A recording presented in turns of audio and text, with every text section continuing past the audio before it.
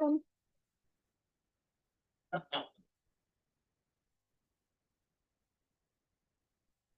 Morning, Roger.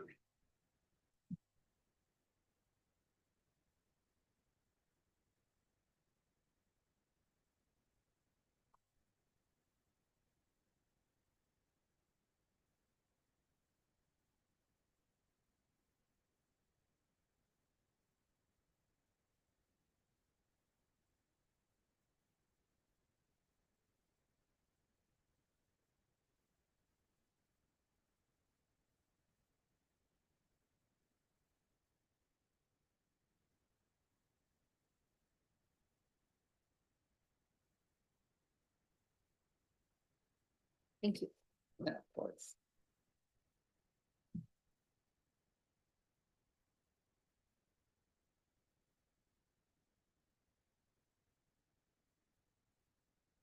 Household yet? Yeah, They starting the cap? oh, just starting.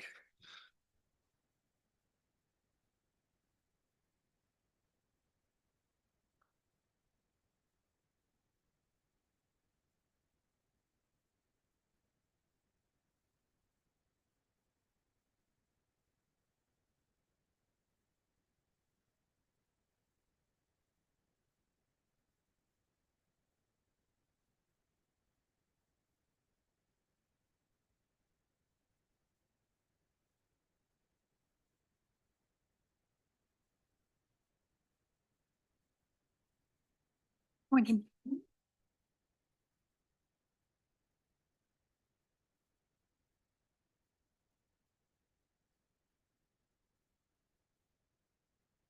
All right, we do have 10 a.m. We will call the meeting in order and rise for the pledge. I pledge allegiance to the flag of the United States of America and to the republic for which it stands, one nation, under God, indivisible, with liberty and justice for all.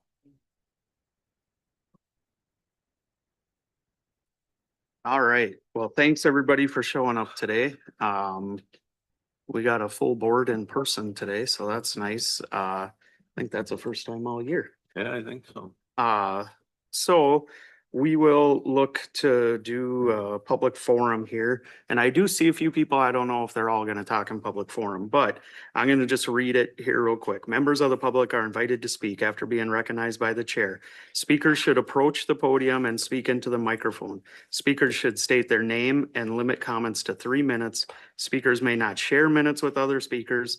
As part of the county board protocol, it is unacceptable for any speaker to slander or engage in any character assassination at public board meeting. So with that, is there anybody that wants to speak at public forum? Yep.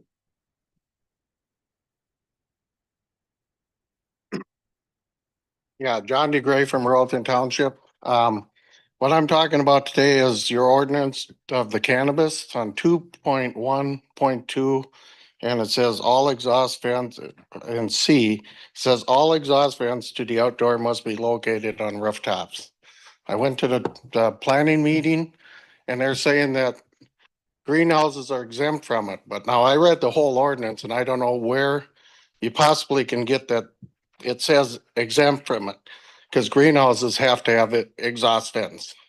This doesn't say except for greenhouses or anything. Nothing else ever says anything about that. So what I want to know is why they're even running. These are all in the county. Have all of these got these exhaust fans on the roofs? Because you give them the permits and they're operating. And then there's one that they're trying to pass one that if there's an upstairs, if they can go outside in the rooftop, that's fine. But if he's operating, then that should, these were all put in place in December. The first permits weren't till July. So they had plenty of time to get these roof vents in. So I feel that these shouldn't be operating and how they got authority to actually get their permits. And then also, well, I won't say that. According to the OCM, whoever signed these in Royalton Township says that he's following our zoning. Cause you guys said that our zoning in Royalton, that he has to follow our zoning. He is not complying with all of our zoning. So in order to get the permit, someone had to sign off saying that he has followed all the zoning of all local governments. He doesn't have an interim use permit in our township, doesn't have a solar panel permits, has structures in the right of way or in the setbacks. And doesn't have an environmental impact statement filed with our township. So, thank you. Thank you. Thank you.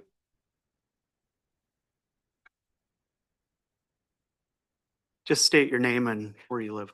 Tori Sigurdsson or Victoria Sigurdsson.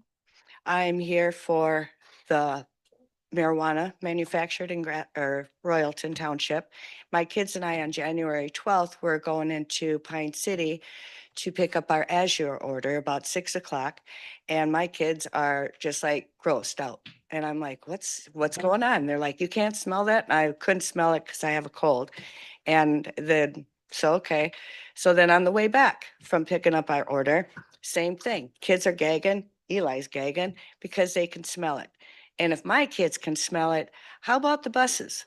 I'm going to get a hold of Mike as well to see if he notices any smell, because if he notices a smell, then the kids on the bus are getting that smell.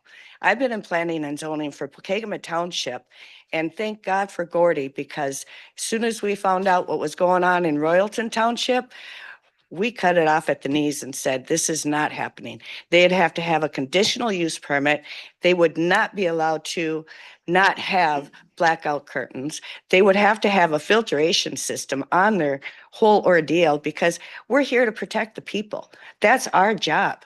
And I don't see how this is happening to the neighbors around this whole manufactured place. It's not happening. From my house, I can see the lights.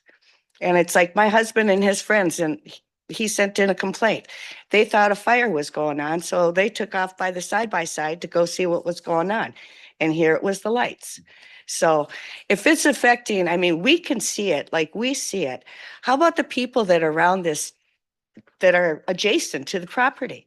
You know, what is the detrimental of it's causing for these people? And it's our job to protect them. Thank you. Thank you. Thank you.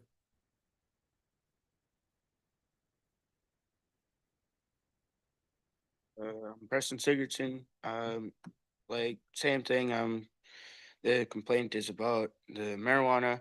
As she said, like we were driving on the way there, we had our windows down just a little bit and we could smell that we could smell it for like a whole minute.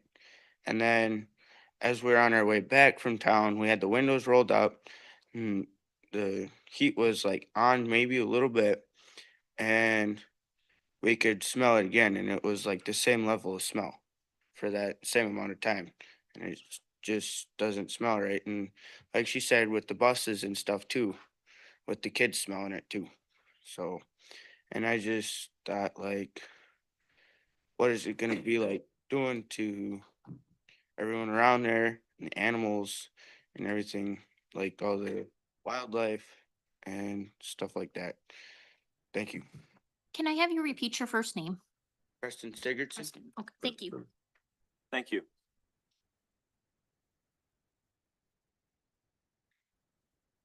I'm Eli Best Sigurdsson. The same thing about the marijuana. We were going to Pine City and with the windows open, and I've never smelled this smell. And I told my mom, and on the way back, we weren't like on the Harvest Road. We were like driving past Harvest Road. And this time we were driving back home. Our windows were closed and the heater was on a little bit. Um, we could still smell it, even 2 miles. We could still smell the marijuana. Thank you. Thank you. Thank you.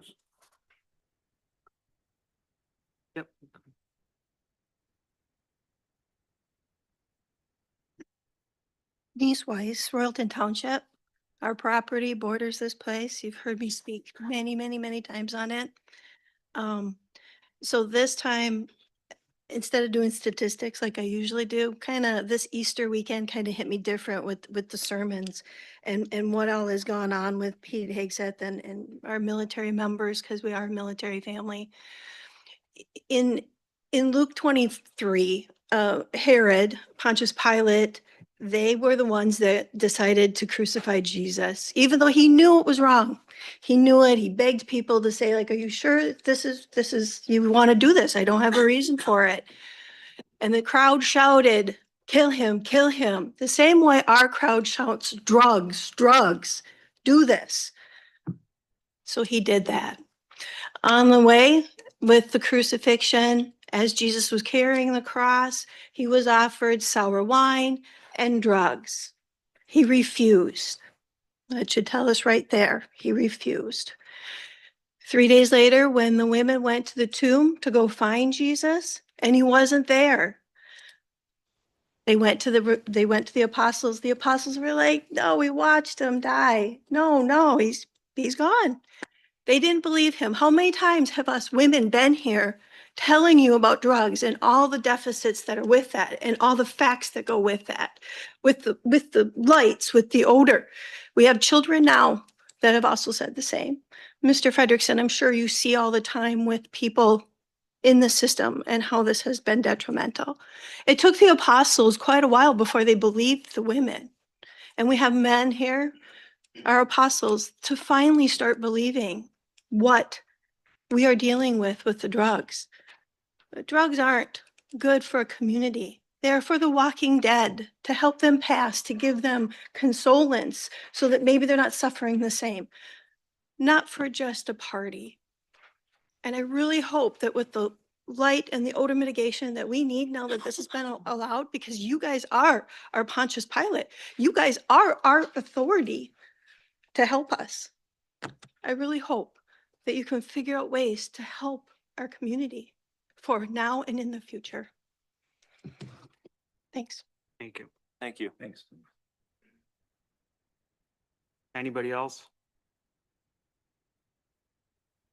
Nobody in here? Got anybody online? Nobody online? All right. We'll move on to adopt the agenda. Is there any additions or revisions? Yes, Mr. Chair, members of the board, we have one addition, adding, I would suggest item 8.1, a collective bargaining agreement. This is the last contract that was open for 2026. That was, we have a tentative agreement with the group. So just adding that to 8.1 for approval, and then additional information for regular agenda item number 8. It is a copy of the actual ordinance that's proposed. And it has been reviewed by our county attorney. I'll move with additions, Mr. Chair. I'll second it. Mr. Chair. Yeah. Can I make a motion to move something from the consent agenda to the regular agenda? Okay. Okay. I'd like to move the number 5, the timber auction, to the regular agenda for some questions, discussions, please. Okay. Item 8.2. Okay. How about we do it under 8.2 after the data center? Or 8, we'll do it after 8, Well, we already have 8.1. 8.1. Okay, so yeah, so we'll do 8.2, sorry. This is, yeah, okay, all right. Is that all right? Yep. And then actually, since we're going over it, I'd like to pull the consent agenda number 3, the commissioner's expense claim form, and put that under 2.1 after the district court update.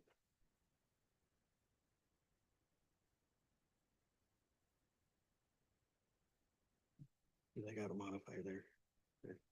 Are you guys? I'll move, with, as amended. Okay, No, second that. all right.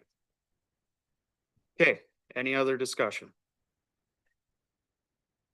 Hearing none, all in favor say aye. Aye. Opposed, same thing. Okay, approve the minutes of the March 17th, the regular county board meeting and summary for publication. I'll move that. All right, do we have a second? I'll second. Okay. Motion and a second. Is there any other discussion? Hearing none, all in favor say aye. Aye.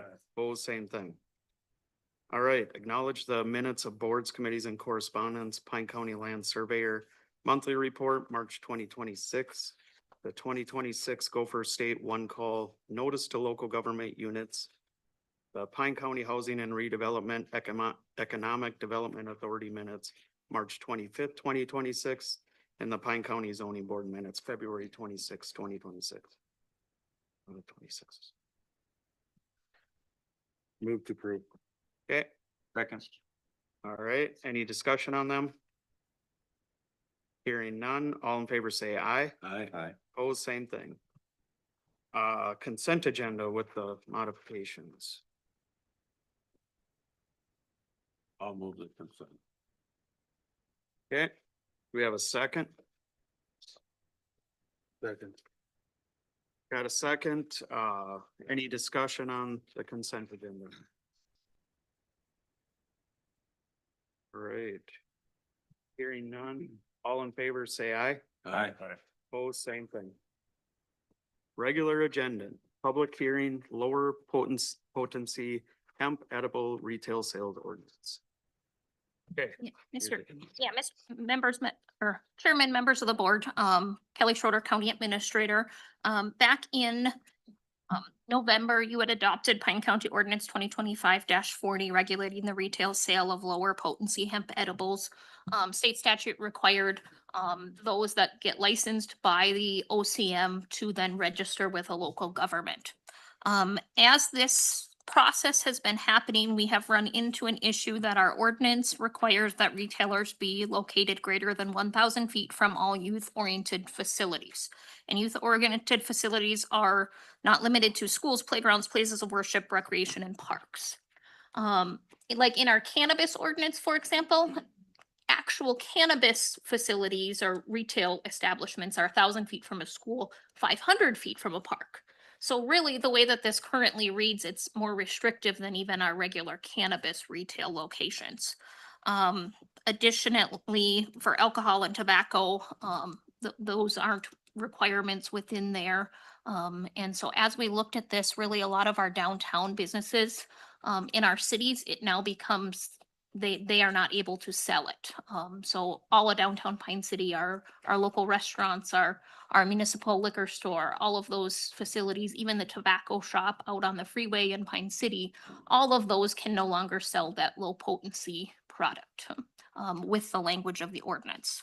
So our suggestion is simply to strike that requirement. That is not something that we have to require.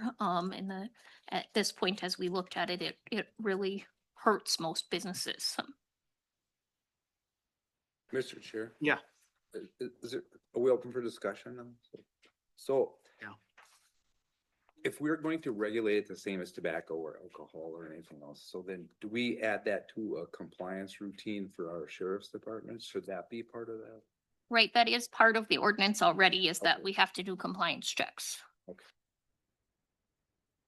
On that low potent. Okay. One of the other questions, or I received a little bit of feedback, was maybe, and I think this is good, but maybe we should look at kind of how we handle liquor. And it's only available, the gas station things. Sometimes that's where some of our issues come into play. And I know down here, like alcohol, you can't buy at gas stations no more. But I'm not sure the rest of the cities if they're that way. But it just seemed like like the smoke shop and the liquor stores are more apt to handle how to deal with that. I don't know. Yeah, Just a thought. and in recent, I had some discussion on looking at, should we be looking at narrowing the scope of who can sell it as well. But it became very hard to come up with any language that wasn't discriminatory. Okay. And I think this is a step, and obviously, if we have to start looking at other things, we can do that too. But I don't know. I think it's, you know, we've been doing the tobacco thing for years and, I don't know. I'm not a user of the hemp. So I'm not sure even where you'd buy it, but I guess you buy it at a gas station, so same place you buy smokes. So I guess it falls in line with what we're doing there. It's a compliance review thing. They sold it without our blessing for however long it's been available. And now they decided the counties had to issue a license, so I guess I haven't heard that it's been a big issue. Go ahead, Roger. Mr. Chair, maybe our county attorney can answer this, but is this the product that federally, there's a window where it's available, but it will be considered illegal at some point during this year based upon I think it's the one big beautiful bill that was, correct me if I'm wrong on that. And Mr. Chair and Commissioner, that is correct. It was part of the omnibus bill, and they did outlaw it, but they put basically a moratorium or a pause on that until the end of the year. So I think the state's philosophy is just to move ahead until there's some congressional action that may or may not fix that. But at this point, it will become, unless there's a change, it will become illegal. Do you know when that date is? I thought it was October, Roger, but Yeah. October 1? Yeah, I think it was either October or December. It was November. November, okay, something. yeah. Okay, thank you. Okay. Any other questions from the county board? Hearing none, we'll open up the public hearing to take public testimony. Anybody here? You can all go. Just name and what organization you're with. Marcy Peterson, City of Pine City, City Administrator. Thank you for your time. Minnesota does not currently have restrictions for THC beverages to be kept behind the counter. However, in Tennessee, it is. So everything hemp derived or THC products, including the beverages, must be kept behind the counters, which makes it inaccessible in stores where you don't have to be 21 or older. That ensures safe sales and employee interactions and proper age verification. The goal is simple. We want to prevent underage access and create real accountability at the point of sale. My concern is enforcement. Pine County has not been consistent with liquor compliance checks, so how can we really expect stricter enforcement for the THC beverages? If we're already struggling to enforce age restricting sales, relying on compliance alone is not enough, but adding these safeguards of having the product behind the counter would really be a great way to ensure that IDs should be checked. Thank you. Thanks. Thank you.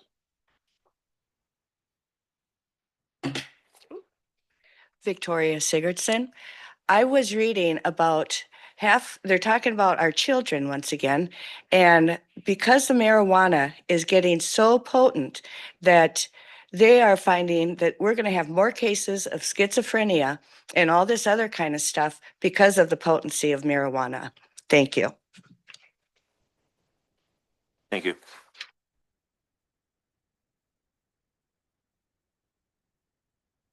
Lara Smetna, Voyager Bottle Shop, City of Pine City.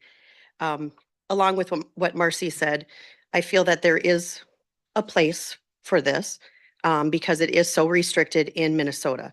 What we're asking is people that already, or businesses that already sell restricted products like tobacco and alcohol, strictly, that's all they sell, already have things in place. You have to be 21 to buy cigarettes now.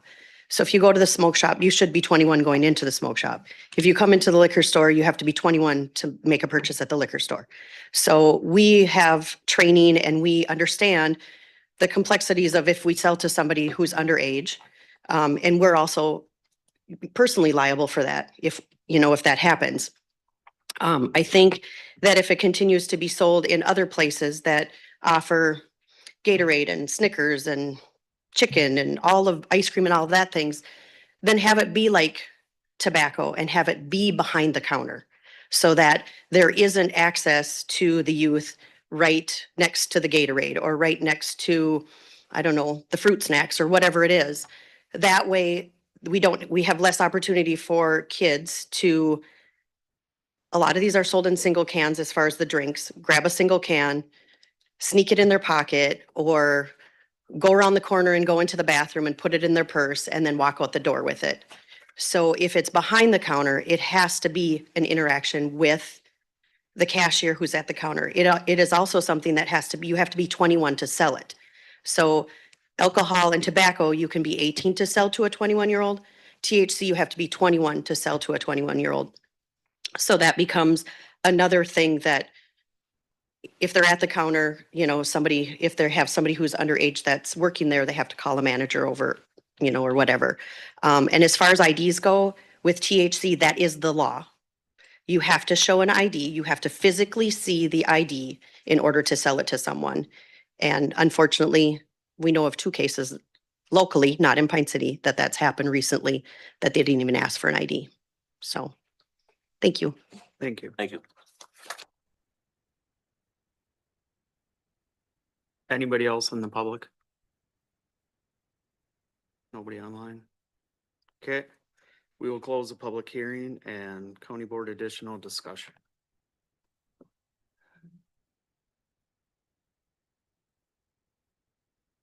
So a question I have is, so we're looking at just striking this language now. As we move forward, I think these are all good points. But, So I do want to provide one piece of clarification. okay, It is beverages that are not behind the counter only. That gummies and those types of things already do have to be behind the counter. okay, so the cool drinks or whatever, all right. Okay. And again, we might be just worrying about something that quite possibly could go away here shortly or not. We don't know. I don't know. What do you guys think? So a month ago, this could be anybody that had, you didn't need a license Last year, last year from anybody. right. You had to register, You had fill to- out a little form. You with had the to fill state. out a form, so they knew you were selling it, but there were no restrictions, basically. If you got the permit to sell, you were okay. Now we're putting some restrictions. If we, do this for a few months and find out that, you know, we should have did something different. Do we have another public hearing and do something different? Is that the procedure? Correct. But I will note, it's a little bit hard to put the cat back in the bag. Yes, I understand that. It's always easier to open up the bag than it is to close it. Which Teresa and I did look at a variety of different language, and it seemed most clear to move forward with just striking this piece.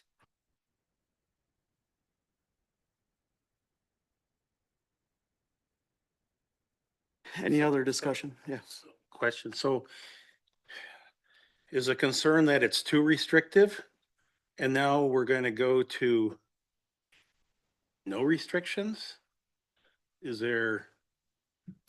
I mean, we voice these I hear concerns about it should be behind the counter, should be, none of that is addressed in this change.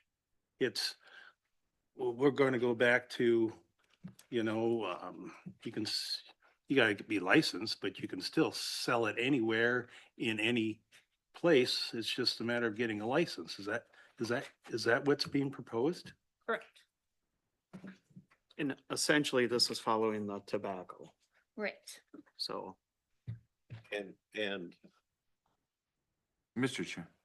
So I don't have the whole ordinance, I just what's changing, but what is the level of THC and the low potency? And then, I mean, I know it's not. What's the impact? And what's the, you know, how much do you have to, I'm not familiar with the low potency at all. Mr. Chair and Commissioner Ludwig. So low potency is 5 milligrams THC per serving. So a typical beverage is typically 5 or 2.5 to 10 milligrams. And then I think the state limit on possession is up to 800, but that's what we're talking about, the low potency. And then just to clarify, the low potency statute preceded the cannabis statute. So about a year before the state legalized the cannabis, low potency was actually put in to law. And so that's why we've had it actually longer in the state than we've had legal cannabis sales. So the state regulates the level at some point. Somebody's checking that on production. Yes, yep. So there's the level, and then also as Administrator Schroeder pointed out, state law says that edibles have to be behind the counter in a checked and locked facility or container or space. They made an exception for beverages. I don't know why. I assume maybe it's because of the size, but those were accepted out of state law. Okay, thank you. Mr. Chair, I understand the concern about having stuff behind the counter. And I would support that. And if a place doesn't have room to put it behind the counter, then I guess they would not be able to sell containerized drink. If they think that's vitally important to their business, they'd have to make some arrangements to have that happen. I think it is easier to say after a year, well, that was maybe foolish on our part and you can put it back in the mount cooler, but it's hard to have it in there for an extended period of time and then say, oh, by the way, you can't sell that anymore. That'd be my recommendation, that we craft the language to, For everyone to have everything behind the counter? yes. Then the only thing I wonder about that is your tobacco places. And so if you go into a said smoke shop, are the low potency stuff behind the counter? Yes, they have to be. They are, even in them. They Yeah. are at the liquor store? Just the edibles, just the gummies are behind the counter. The drinks are next to the counter and in the cooler next to the counter. Okay. Okay. But we also don't sell chips or ice cream or any of those other things that would bring in someone else. Where the tobacco shop, they just sell the tobacco and the drinks as well. If you're at a restaurant, a waiter or waitress, somebody who's 21 actually has to bring it to the, bring it to the table. If you're at a C-store, grocery store, cigarettes are behind the counter. So, I mean, that would be the ask, that it would be those types of stores that sell other products that are available to the youth, that they would end up having to put their drinks behind the counter.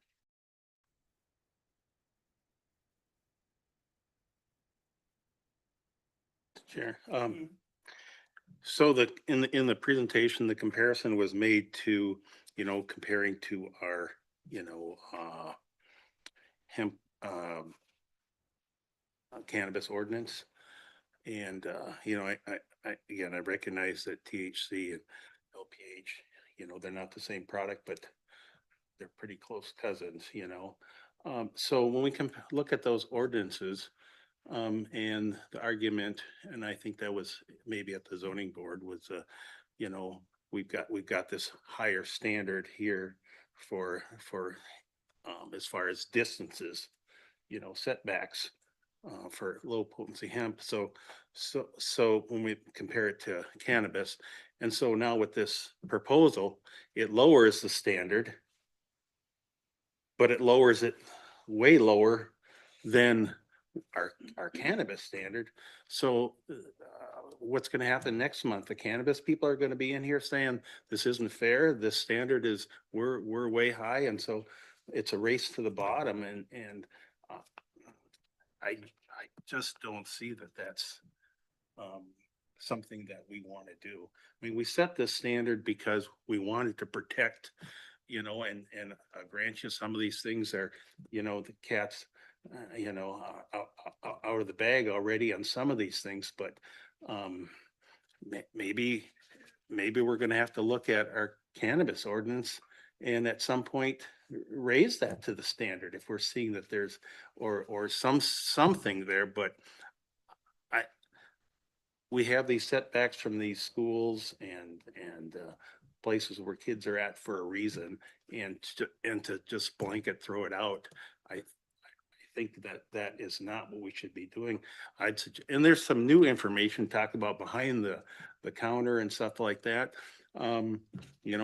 That's new to us today, so I'm really not ready to go ahead and pass an amendment to the ordinance considering those changes. I think we maybe need to sort of digest these things a little bit before we move forward. So, Mr. Chair, I understand what you're saying, but so then the people that have been accustomed to selling these products for a couple of years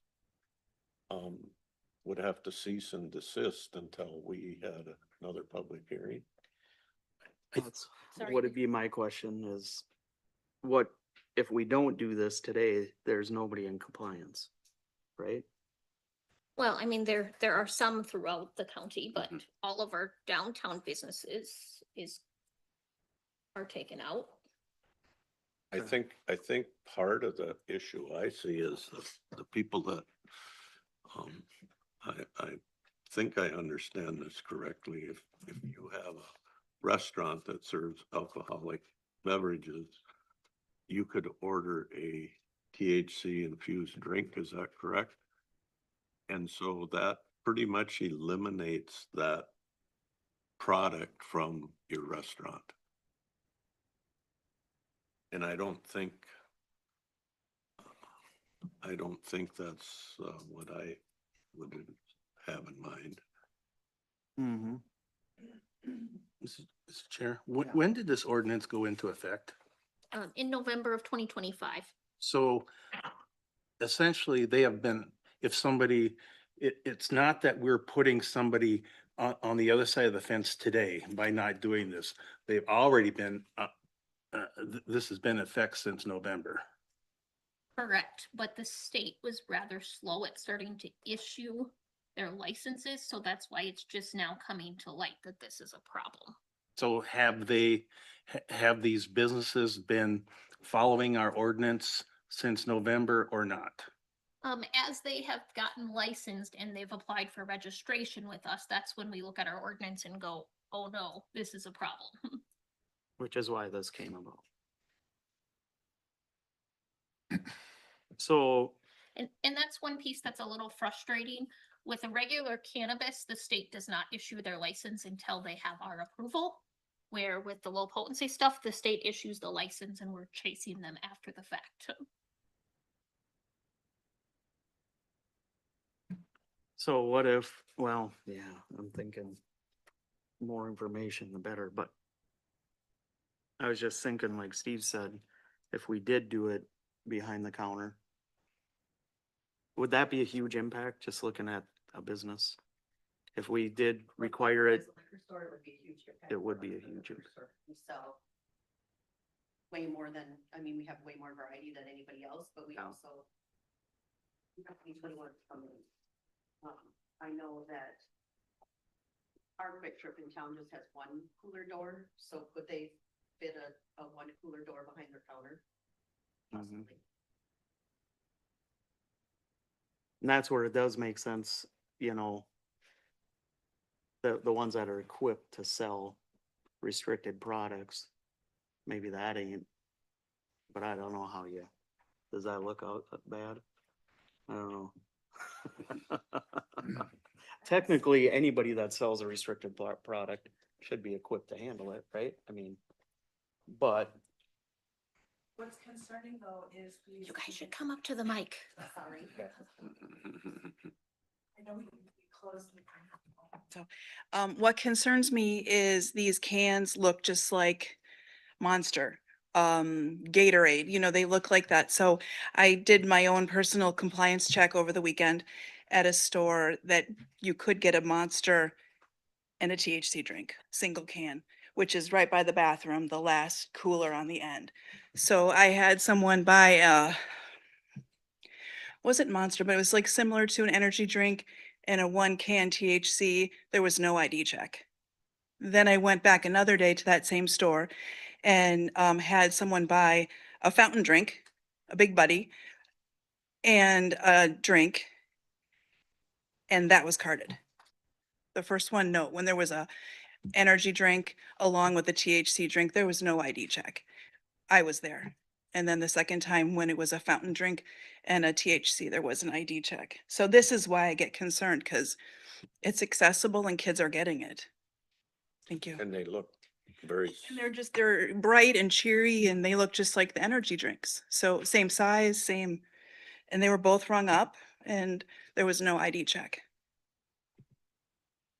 This is what they look like in a store. Can you tell the difference of what is what? I can't. In a gas station? In a gas station, you can't standardly see what is what.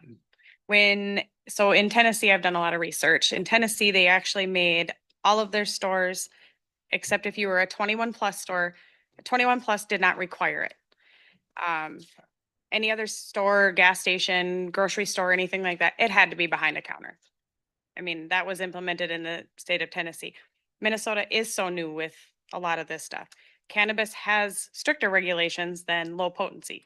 Cannabis, you have to be 1,000 feet from a school, you have to be 500 feet from a park and all that. Low dose, there is no state law, there is no requirement, there is absolutely nothing.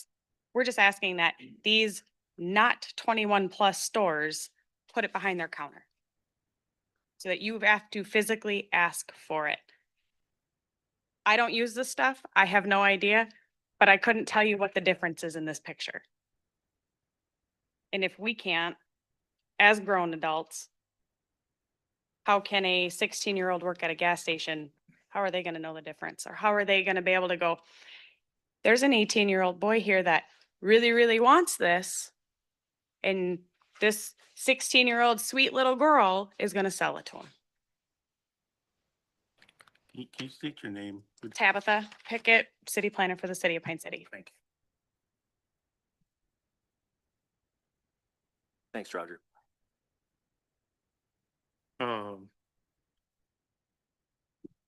Yeah. Well, I would offer an amendment that says if you're not a 21 and older store, everything has to be behind the counter.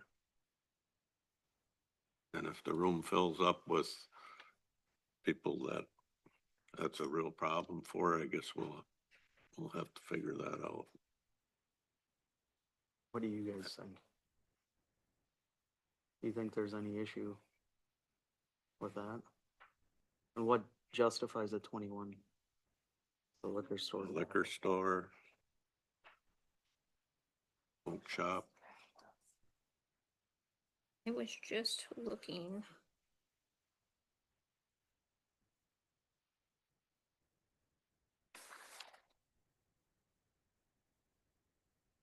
Restaurant, well, a restaurant, you're gonna have to serve it to them anyway. Yeah, it'd be behind the counter.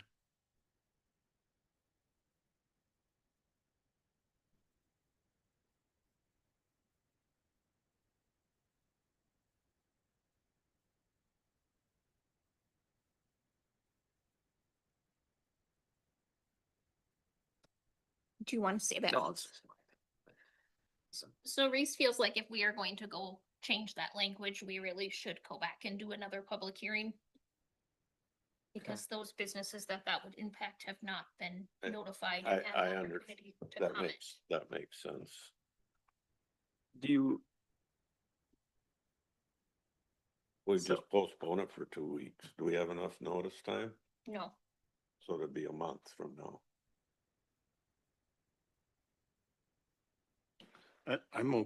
Mr. Chair, yeah, I'm okay with postponing it a month because I really want to study this a little bit more. Even the setbacks thing, maybe there's some compromise here, but I'm not ready to throw that out completely. So all said, I think there's plenty of material to delay and let's try to get it both of the right. so here's my only issue. What do we do in between? Are Right. they able to sell it, not able to sell it? Well, technically, we can't issue any registrations, or if we have issued registrations that don't meet it, I think we need to pull them. And the ones that are operating as normal. So can the state grant us a grace period till we? We're charting new territory here. They pass a law and then they don't get their act together and then all of a sudden we're trying to figure this out at the last minute, which is never a good thing to do.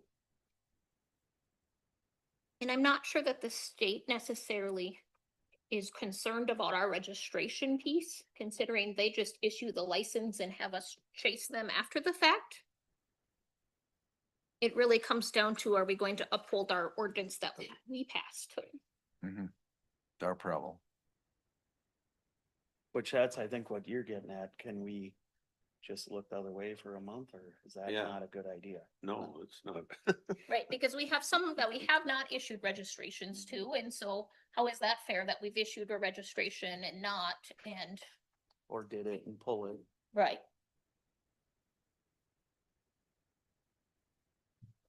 Got any advice for us, Reese?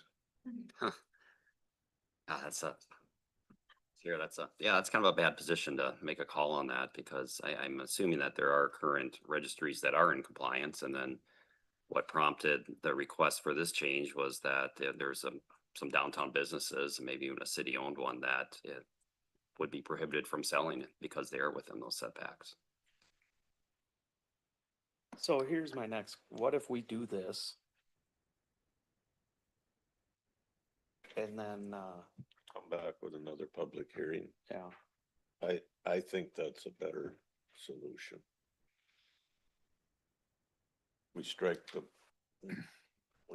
we let business go on the way it's gone on for 2 years.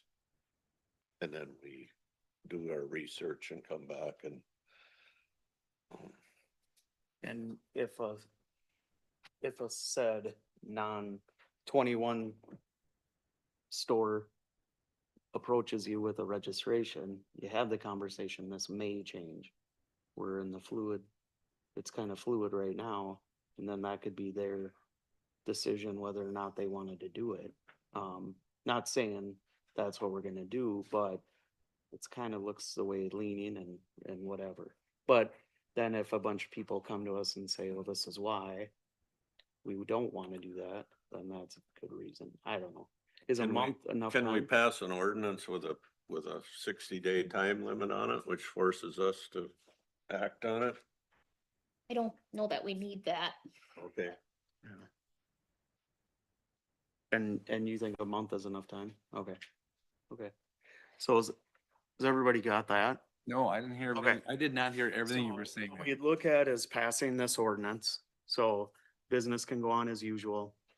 A month from now, or the first county board meeting in May, here, we will do another public hearing to discuss any further changes. What are we gonna do in the meantime to learn or get up to speed on stuff? Yeah. We'll be getting information Right. Okay, from Kelly. as So, long as we do something in between so we yeah. can improve our discussion or know where we're going. And then the licensor or our registration will have the conversation that, hey, this is the way they're leaning. Just instead of, investing a bunch of money in it and all of a sudden you be told you can't. So Mr. Chair? Yeah.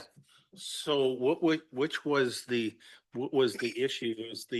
Was it too many feet? I mean, if it went back to 500, is it 0?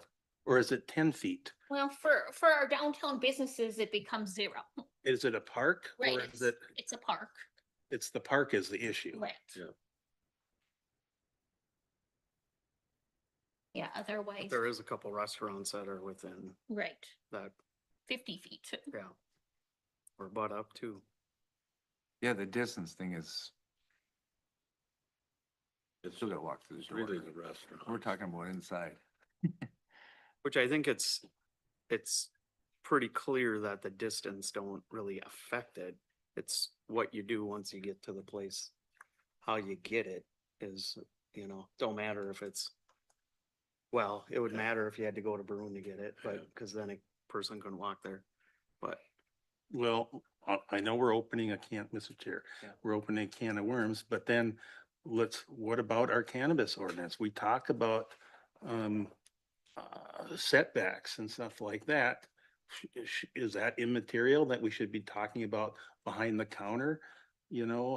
So I mean, I'm talking about the consistency between these ordinances. And cannabis is a very different beast with how those retails have to be set up. True cannabis, but consistency back to tobacco, there's not footages in tobacco. Right. We're really talking about the Yeah, there's little things in statute. transaction, Oh, but okay. right? Mr. Chair, we're really just discussing the transaction is the problem, not And, so much. and the public hearing here today is what we have on the floor. So that's kind of what we gotta act on. I know this is, but what we've been discussing for the last half Yeah. hour is the transaction, not the distance from anything. Yep. And I think that's where it comes into play, especially in a city.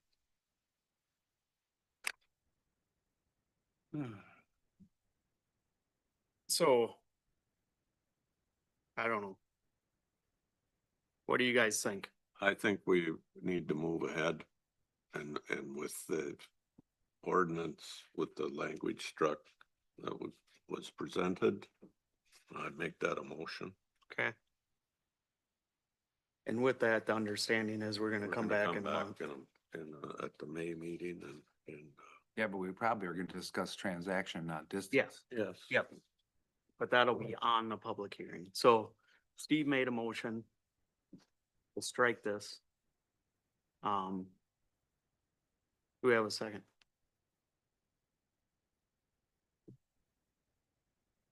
Does anybody want to second Steve's motion? I'll say, Okay. Is there any other discussion? I just want to be clear that, yeah, we're gonna come back and have some more information about that, so. Can I make a comment? Yeah, quick one. If you do that, the problem is you can't come back to it if they're registering businesses now. So if you pass it like this with no zone, without that, them businesses are gonna come and get their state license to do it. And then you can't come back and do any setbacks if you pass it this way. Am I correct? Or that's the way I understand it? Not necessarily. Because if someone registers as a thing, and now all of a sudden you can't come, you come back in a month and say, now we're gonna have the zone, the setbacks. Well, they're already registered, so Mhm. you're kind of making it tough on all the businesses. You're saying they can do it and then they can't do it. You're gonna have a hard time coming back and saying you can't do it. are you referring to like they'd be grandfathered in where they are? Well, Right, that's pretty much. technically what we're not looking at coming back as setbacks. We're looking at the purchase requirements is what we're gonna be looking at. So the setbacks are what we're getting rid of, I think. And I think everybody aware of that? Yep. And what we're gonna come back with is the purchasing, how it's purchased or how it's stored, I guess. So. Yeah. Can you repeat what the motion actually is? The motion is ordinance 2026-14. That's what the motion is, And just that? just that. Okay. And then we are planning on coming back in a month to discuss further The restrictions. sales. Yeah, sales. Is everybody good? Any other discussion? Okay, hearing none, all in favor say aye. Aye. Opposed, same thing. No. And I abstain. Okay. All right. We're good? Okay. Thank you, everybody, for your input on that. And, yeah, we'll probably see most of you in a month or in between. So, all right, so now Pine County District Court update, by Judge Stoney Ilias. Perfect. Thank you. A very patient man. Yes. Thank you. Maybe you can give What us I sometimes hear, sometimes too patient, maybe Reese's attorneys would say that. Good morning, Mr. Chair and Commissioners, members of the county staff. I want to start by, I didn't know exactly what you were expecting this morning, and so I prepared some remarks. Of course, if you have questions, I'm certainly happy to attempt to answer those moving forward. Thank you for taking the time to meet with me today. I know you have a full agenda, and I appreciate the opportunity at least to introduce myself since I transferred here in October. Many of you maybe have not had a chance to meet me. I want to start by saying how much respect I have for the work you do. Just kind of what I heard here takes me back somewhat in my own career. The decisions that a county board makes or a city council makes, oftentimes with limited resources and limited time to make those decisions, have a real and immediate impact on the people that you serve and that I serve. And when it comes to public service, this is where the rubber hits the road. This is where it impacts people the most. That doesn't always happen at the state capitol. It doesn't always happen in Washington. So that's not something that I take lightly. I've been in your shoes as an elected official. I know many times making a good decision for the whole means that you also come with the ire of certain individuals, and that's not always an easy thing. I've also been in the chair of County Attorney Frederickson and been in the position of giving legal advice to elected boards. And so I certainly am taken aback a bit this morning by the conversation that you've had with the staff that works for you. But making the right decision for the whole oftentimes takes courage and it takes conviction, even in the light of complaint. I also want to recognize the county staff, since I've been here, from the administrative staff to the county attorney to the sheriff's office, for their consistency and professionalism and follow through when needed. They bring and make the county government function day in and day out, and I've certainly appreciated their work in my transfer to here. I especially want to thank you and the sheriff for your commitment to the security and safety in this building. That's not something that I've always experienced in my legal and judicial career. And it's one of the reasons why I chose to make a transfer after 14 years of being a judge to Pine County. I fill big shoes here with the retirement of Judge Krista Martin. I know many of you probably know Judge Martin well. Judge Martin is a dear friend of mine and, was and is an excellent judge. She might be coming back here and there perhaps to do some senior judge work. I know that Judge Martin would speak to this body at kind of regular intervals and give kind of a state of the court's address. I'm willing to continue that tradition. If you think that's valuable and helpful, please let County Administrator Willard know, and she and I will provide that.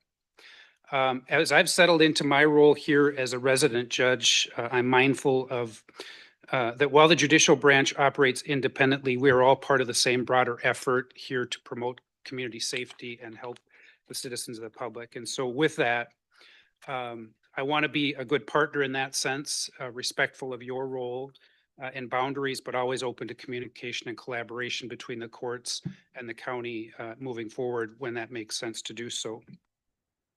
You all don't know me. I thought I would share just a little bit about my background and what brought me here, so you get to know kind of who I am and why I'm here. I grew up in East Central Minnesota, primarily in Isani in the Cambridge area. Trust me, I've played football, basketball, and baseball in every field and gym in this county and all the others around here a long time ago. I graduated from Minnesota State University, Mankato, and Mitchell Hamlin Law School over 30 years ago. So I've had a judicial career, a legal career of a little over 30 years. My first job in my legal career was as a law clerk for Judge Jim Clifford in the old courthouse in Pine City. So many of you might remember Judge Clifford. And so coming back here as a judge kind of brings my legal career full circle. And I certainly appreciate that. I was at one time the Director of Legal Services for the Mille Lacs Band of Ojibwe. That was kind of the beginning of my career. I served several years as the Chief Deputy County Attorney in Isanti County. During that time, I was a city council person in the city of Cambridge. I served there for a short period of time at the request of the mayor and one of the council members as city administrator, doing some legal work for the city of Cambridge as well during that time. From there, I became the city attorney for the city of Coon Rapids. Many of you, of course, know where Coon Rapids is, especially if you've been to the Costco down there. And so, you know, the development of Riverdale, I guess, was one of the primary things that I worked on during my tenure with the city of Coon Rapids. I've now been a judge for 14 years in the 10th Judicial District. And I've enjoyed that work immensely from 2020 to 2024. So during primarily the pandemic, I was elected to serve as the chief judge of the 10th district. So the 8 counties and 45 judges. I served as kind of the chief judge for the district and on judicial council during that time. Now, I'm the chair of the Minnesota Judicial Branch Artificial Intelligence Response Committee. So that's been very interesting just on how artificial intelligence impacts the business we do in the court system. I also serve on the Tribal Court State Court Forum and have done that kind of throughout my judicial career, along with many other leadership roles. My entire career has been dedicated to public service. And I truly believe in the independence of the judicial branch as a fundamental concept, and things like due process and fairness and respect do not come lightly to me. A little bit about how we're operating currently, and on behalf of Judge Wynn and Judge Steffen, who maybe you have met, I want to thank you for your commitment to justice and commitment to the safety and security of this building. So you all know it's the 3 of us judges here in Pine County, you know, because of weighted caseload and how we judge or how we measure our work. Judge Wynn handles all of the CHIPS cases for 4 counties, Isanti, Chisago, Kanabec, and Pine. I do all of the housing court for those 4 counties, along with some backup support by Judge Steffen. So, and then I also provide trial coverage for Isanti County on a regular basis, and Judge Steffen also handles criminal cases in Isanti County. And we do that because we recognize that there are other places that need additional support and are short-staffed. And so, you know, we kind of share that work, especially now that we can do a lot of that work electronically. And that's, you know, one of the reasons why we have 3 judges working here. So our court staff is working hard. We're busy. We're doing things for other counties. And, you know, we certainly appreciate what you bring to the table when it comes to, you know, the functionality of this building. In closing, I want to thank you for your service to the citizens of Pine County. I want to ensure you that, you know, our aim in the court system is to ensure that people are treated respectfully. Fairness is a big thing for all of us. Due process, of course, and the independence of the judiciary is important to us to make good decisions in a manner that people can respect and trust. And so I want to again thank you for the opportunity to speak to you today. If you do have questions about, you know, how we're operating or what's going on, I'm certainly happy to try to answer those this morning. But if you have other questions, you can certainly let Court Administrator Amy Willert know, and we can certainly talk about it. So if you have any questions, I'm happy to try to answer those. Otherwise, I'll let you go about your business. Any questions here? No, but of course I gotta make a comment. Yep. But thank you very much for coming and pass this on to Amy. And I know Amy's sitting here, but Amy has been a big part of how the court system works in Pine County in relationship to the board. She comes and presents at budget time. She's always willing to come and voice her opinion if there's something that needs to be attended to. So she's a great conduit, and we recognize the good work she does. And I do too.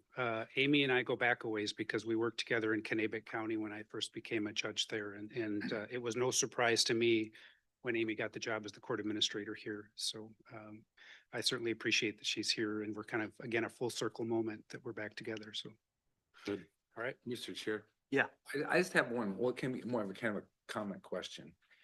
If you have any issues with safety or thinking, if you notice something that needs to be brought to our attention, please, 'cause we'll address that, okay?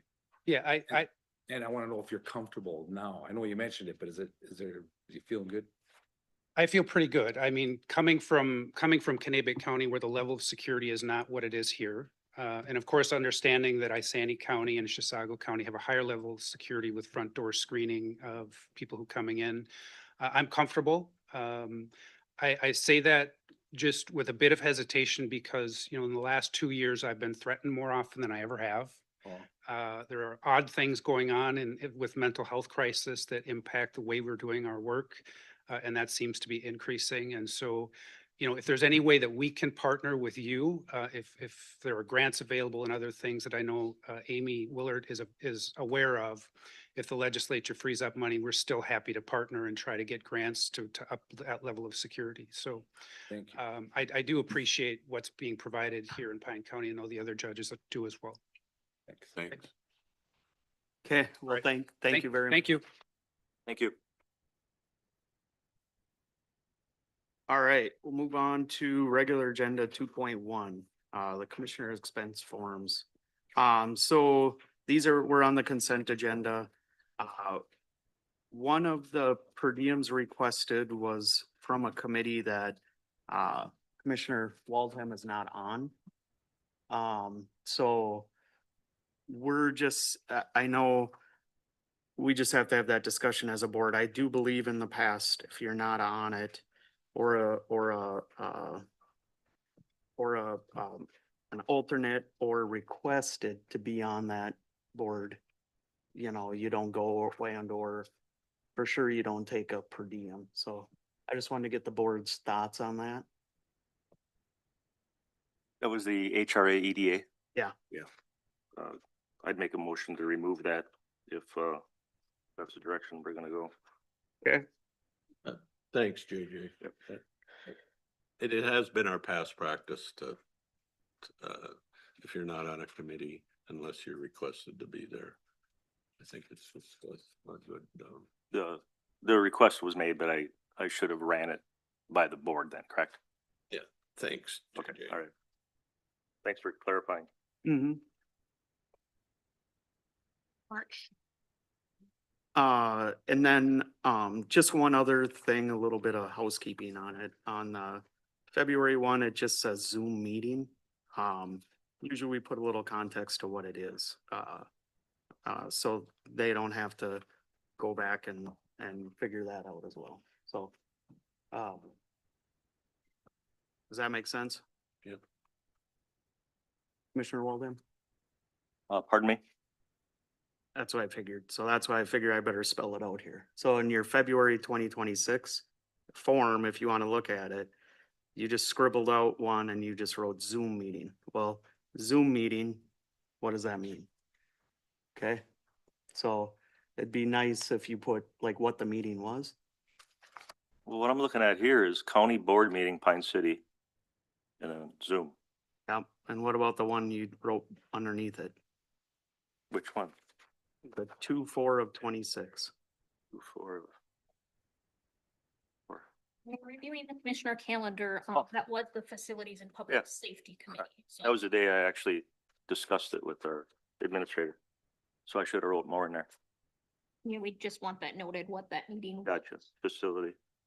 Thank you. I just couldn't hear, like, sometimes you just can't hear, sorry. Yep. Sounds good. All right. But we got that taken care of. Well, Do we you- need to make motion? Okay, so you made a motion. Do we have a I'll second? second. Okay, any other discussion? Hearing none, all in favor say aye. Aye. Opposed, same thing.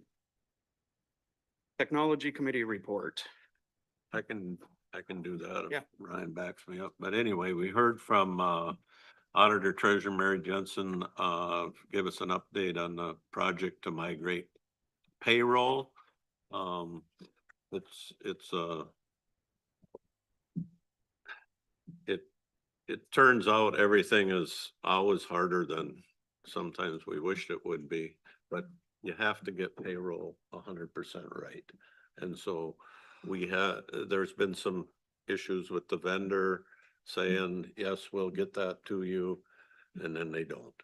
And then there's another issue and the vendor says, I'll get that to you next Tuesday.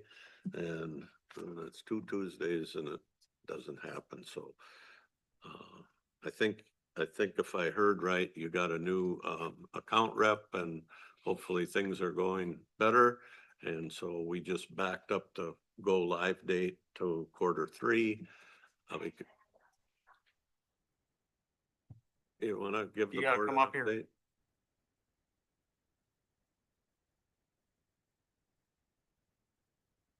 Chair, Commissioners of the Board, Mary Jensen, Pine County Auditor Treasurer. I do have an update on the UKG implementation. We did have our UKG specialist replaced at my request, just because we were not moving forward as we should. We now have a new rep in place. Her name is Erica, and she is very efficient. Originally, we thought that we would need to push to a quarter break. Our target was Q3, but after working with Erica, talking with Cassie Johnson, our payroll person, because we have to load all of the history for our payroll for reporting, we made the decision that we didn't have to wait for the quarter break. So as of right now, our target payroll date is 5/14. So Coming up quick. coming up very quickly. Working with Erica, she is about 90% confident that we will be able to make that. If not, then we'll push to the 5/28 payroll date. But still will be within Q2. Thanks. You're welcome. Thank you. Progress. We also heard from Ryan on just overall procurement of technology items. They have gone up astronomically in the last, and any of us that have bought any electronics probably understand that, but memory has shot way up. We use a lot of memory in our servers, everything, our new computers. We have a rotation system, so we're not having to buy half the county at once. We got them broken into 4 units, and so every 4 years there's a replacement schedule, and that has done us well. But those costs are not going down. They're not staying even. They're going up. Just he was giving us a heads up that he'll get it figured out. We'll help him get it figured out, but he's been doing marvelous things, keeping his budget in check, but it's gonna be a tough road forward. Okay. And we do need no board action. Okay. All right, Facilities Committee. For facility? Yeah, we grab it here.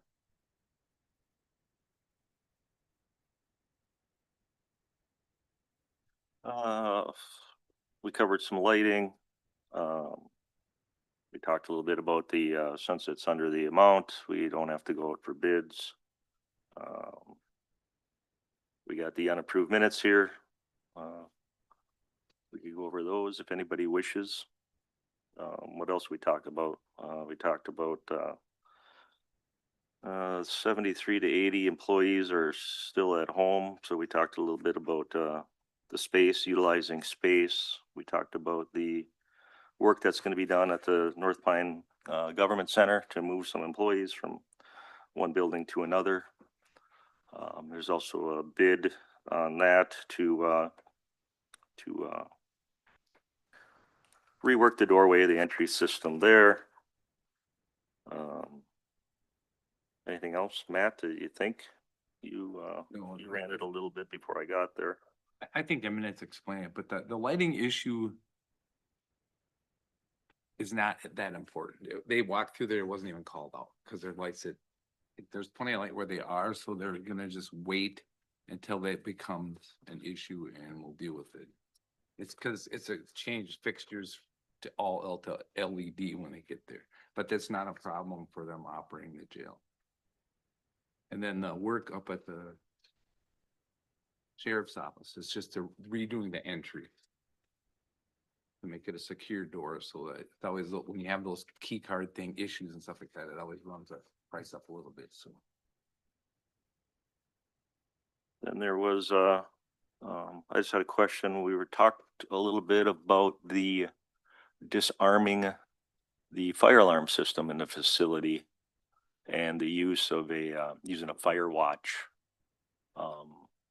Under statute or law, if you disarm a fire alarm system, you have to have a fire watch. So we discussed that and the importance of it. Also, since it was facility there, I brought up the flag. There was discussion of flying the new Minnesota flag versus the old flag. So we briefly discussed that also. And I don't see that in the minutes, I guess. Both things with the fire watch and the flag discussion. It's the bottom two paragraphs of the minutes. So the fire watch thing, Mr. Chair, is that just when you're working on the fire alarm, or we're never gonna have a fire alarm again? No, it sounds like there's hush panels. I don't know much about it, the electronics, but there could have been hush panels used where you just hush the system versus disarming. But if you do disarm, you have to have a trained fire watch person. But that's for if they're working on it or something, right? Not as a general, we're never gonna have a fire alarm again? No, it just sounds like when you shut it off, you have to have a fire watch. Shut it off to work on it. Correct, yeah, and just to make sure. Scenarios like Sprinkler had break off from the jail. Yep. And where a panel goes, then once we shut the panel down, we need to have somebody designated as a fire watch. Sure. It's not really a trained, like a training to go through, but they're designated fire watch. Yep. For the moment. And that's in the jail. And that's in the jail, but I do believe it's countywide, but we're inspected by the state fire marshal, and that is a request that we make sure we have that in our policy, and he'll review that too. There's some, and apologize for not knowing this, but it's MSFC 159017, also a fire chief or a marshal should have been notified at the same time. It's all spelled out in the is it statutes, I guess. So yeah, so we spoke about that also at the and being on the facility committee and just being being safety minded anyway. How often do we have like fire drills? Do we ever have a fire drill here at the facility, the building for? I can speak for the jail. Hey, Rod, let's gonna. Okay, thanks, Rod. Hello, my name is Rod. I'm the jail administrator. So I can speak for the jail. We do quarterly fire drills and we do them random scenarios, and it'll include like the fire panel and if we do fire watch, things like that. So the fire drills can be a lot of different things, a lot of different scenarios. So we just walk through that quarterly as part of our process. I can't speak for the whole courthouse. So yeah. All right. All right. Thank Any you. other questions or? Nope. So that's all I got. Okay. Okay, yeah, so authorized spending up to $10,000 out of the building fund to make necessary modifications. such as window and door readers. I'll move that, Mr. Chair. Okay. Got a second? A second. Okay. Is there any discussion about that? Hearing none, all in favor say aye. Aye. Opposed, same thing. Alan's not here right now, Yeah, but it'll, yeah. yeah, that's fine. All right, so Reliance System inmate communication agreements. Looks like, Rod, you could have just stayed up here. I'm up again, so. Good morning, Mr. Chair and members of the board. Before you, I believe there's 2 agreements from Reliance Systems. It's our telephone, video calling, and our text messaging for inmates. So just to give a brief, I know you got a lot of information in there, and there's the contract net, contracts both. So a brief, the FCC's new Incarcerated People's Communications Services, the IPCS, it's the rate cap. It officially went into place yesterday, April 6th. And to ensure the full compliance of vendor Reliance Systems, they implemented the required change ahead of schedule when we started it on April 1st.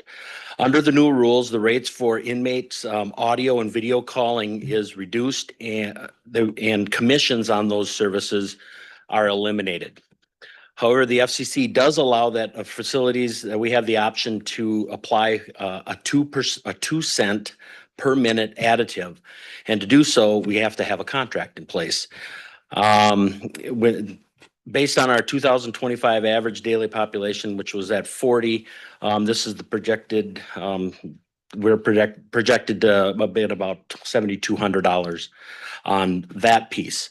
Now, to help offset those loss, because that's a definite reduction in what we're accustomed to bringing in, Reliance Systems is offering a guaranteed monthly texting commission of $58.20 per inmate.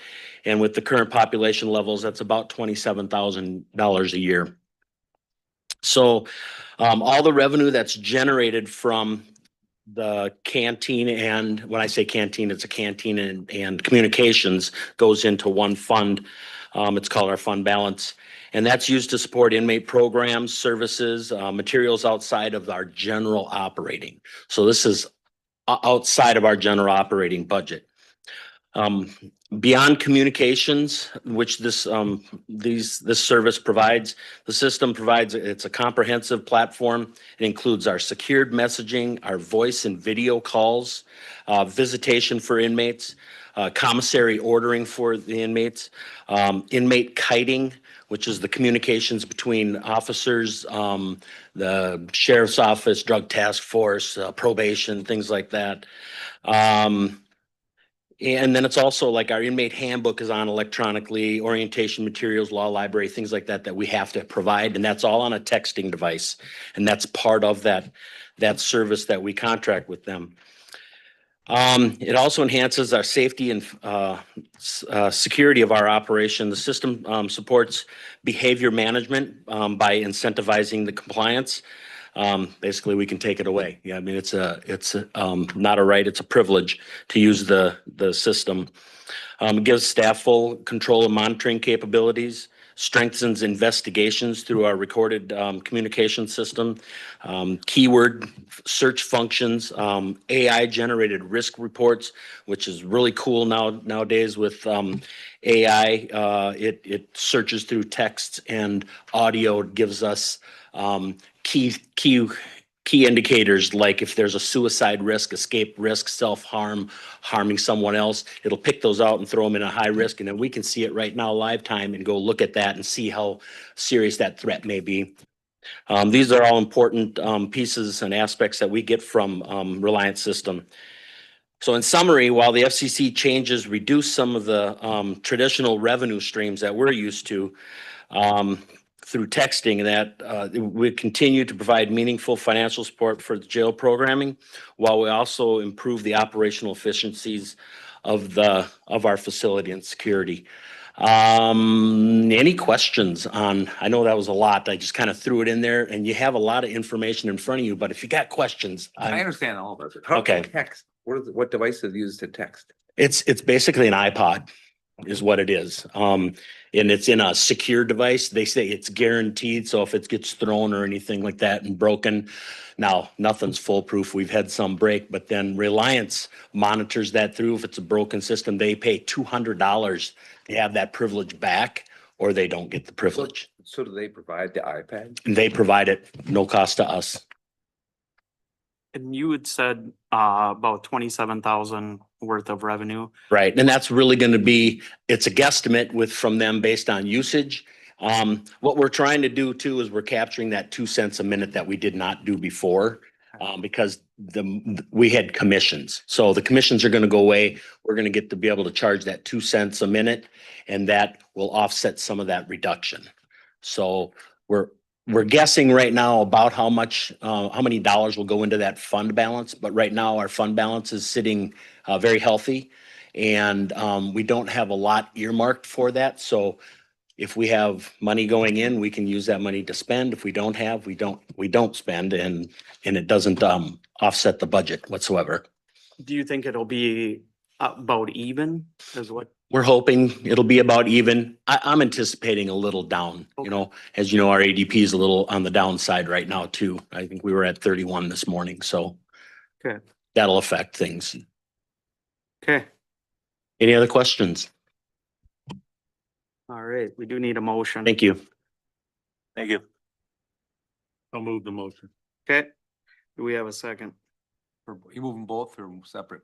I think it's just one, ain't it? No, it's 2 contracts. Is it 2 One contracts? for Oh, voices, yes. one for fitness. Were you? The both? Yeah, we can. I'll move them both. Okay, I'll second both. okay, any other discussion?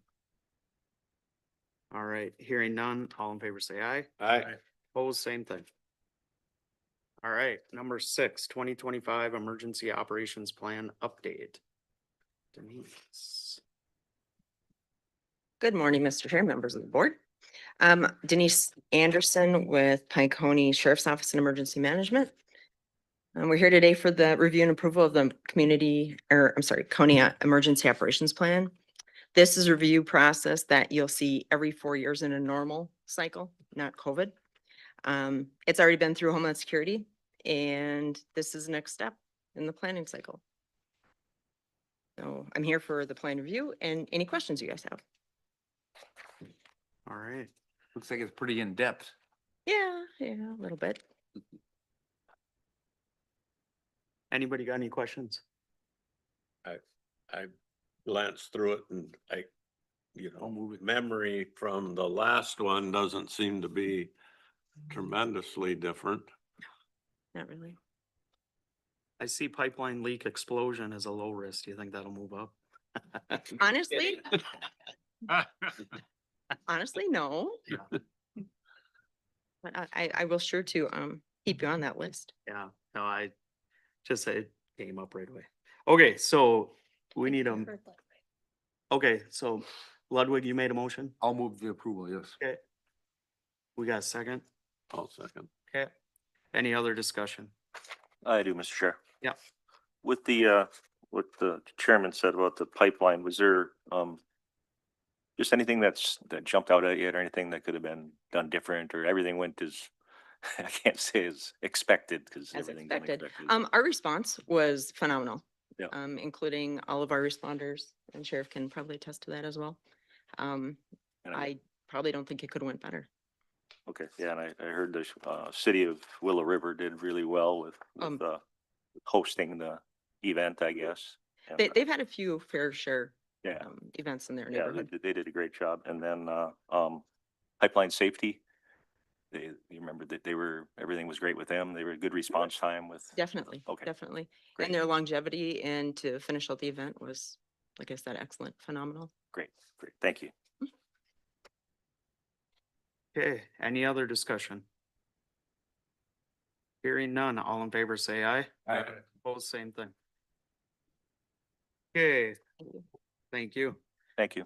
We'll move on to 2025 juvenile placement report. Terry, you don't have no pull. You can't get towards the front of these meetings or what? Apparently not. Okay. Good morning, Mr. Chair, members of the board. Yeah. I have 33 years of experience. I don't know how I've worked longer, 3 years longer than Judge Hilius, but um, just having so much fun doing this. But here's our annual juvenile placement report.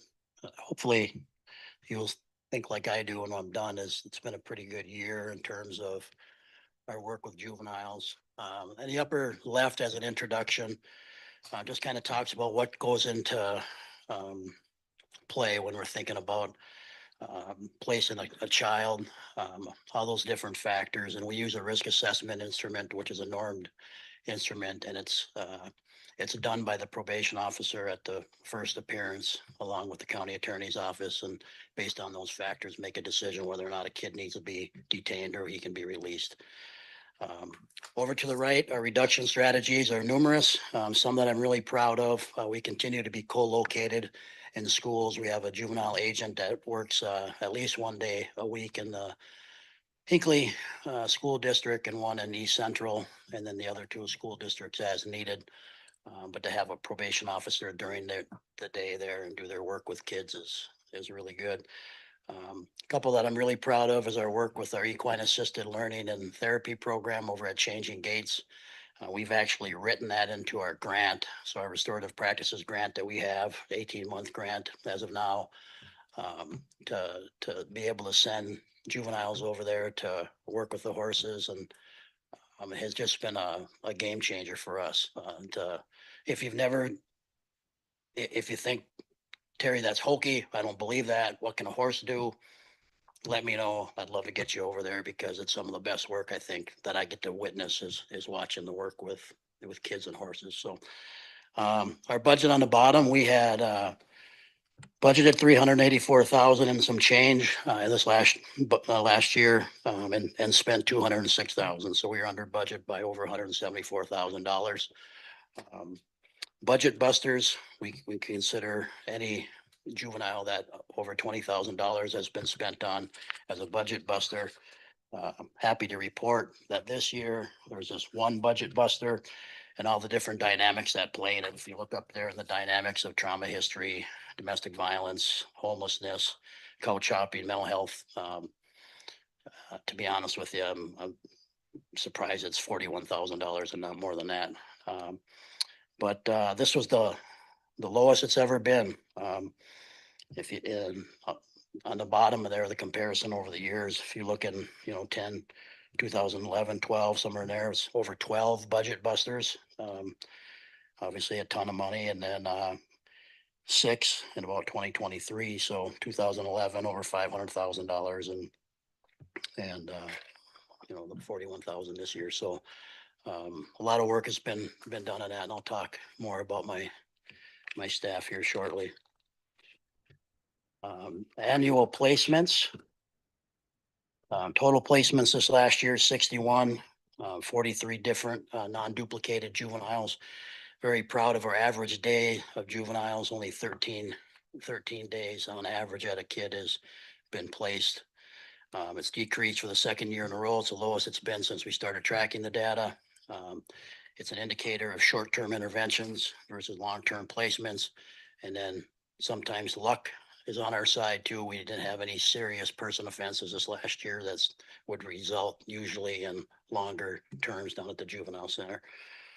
Some of our top placements used are listed there, mostly East Central Regional Juvenile Center or one of their 3 programs, sometimes Village Ranch. And a year ago, Boys Town, Nebraska was licensed by the Minnesota Department of Corrections and is an option for us if it fits. Placement types, again, mostly what we do is DOC secure in the green. If you look at non-secure and shelter placements, tells you the number of days that we used this last year.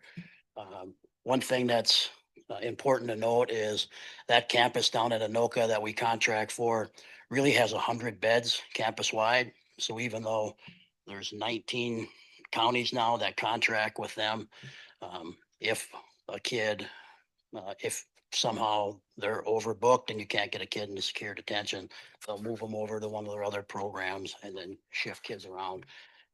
No other place in the state has that luxury of being able to move kids around 100 different beds. So another good factor for why we continue to have a bed down there. Again, expenditures, this last year, 206,000 overall. Placement. The juvenile center just talked about, what are the benefits to it. It's up in that upper box. There's limited resources again, when for many years it was 9, 10 counties that contracted down there. And now there's 19. There is no other place in the state. I like to say that every year, because if you didn't have a bed down there and you couldn't get a kid placed, then you're gonna have a sheriff's department with a lot of overtime, because their deputies are gonna be driving kids all around the state in the middle of the night to try to get them placed. So, yeah, and and so. But now 19 members in there. It talks about our reserves that we have there. It's a really positive relationship that we have with that juvenile center. This coming year, or this year, is now $400 a day for member counties, $485 a day for non-member counties.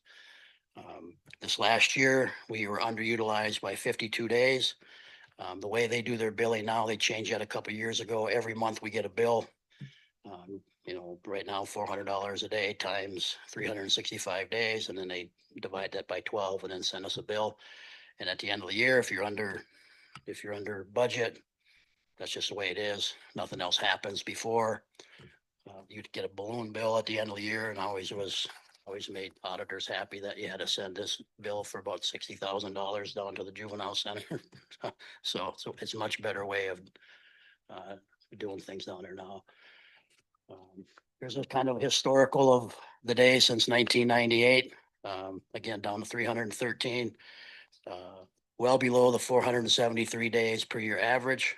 And again, most of them for secure detention and youth awaiting other placement.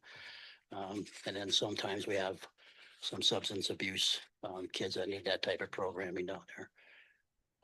One of the things that we continue to do here, which is really good for us, is the use of juvenile electronic monitoring. We have a budget for that, a line item for that. This last year, we had 16 kids on the monitor for 696 days total. That cost $9,463. If those kids would have been placed, it would have been $195,000.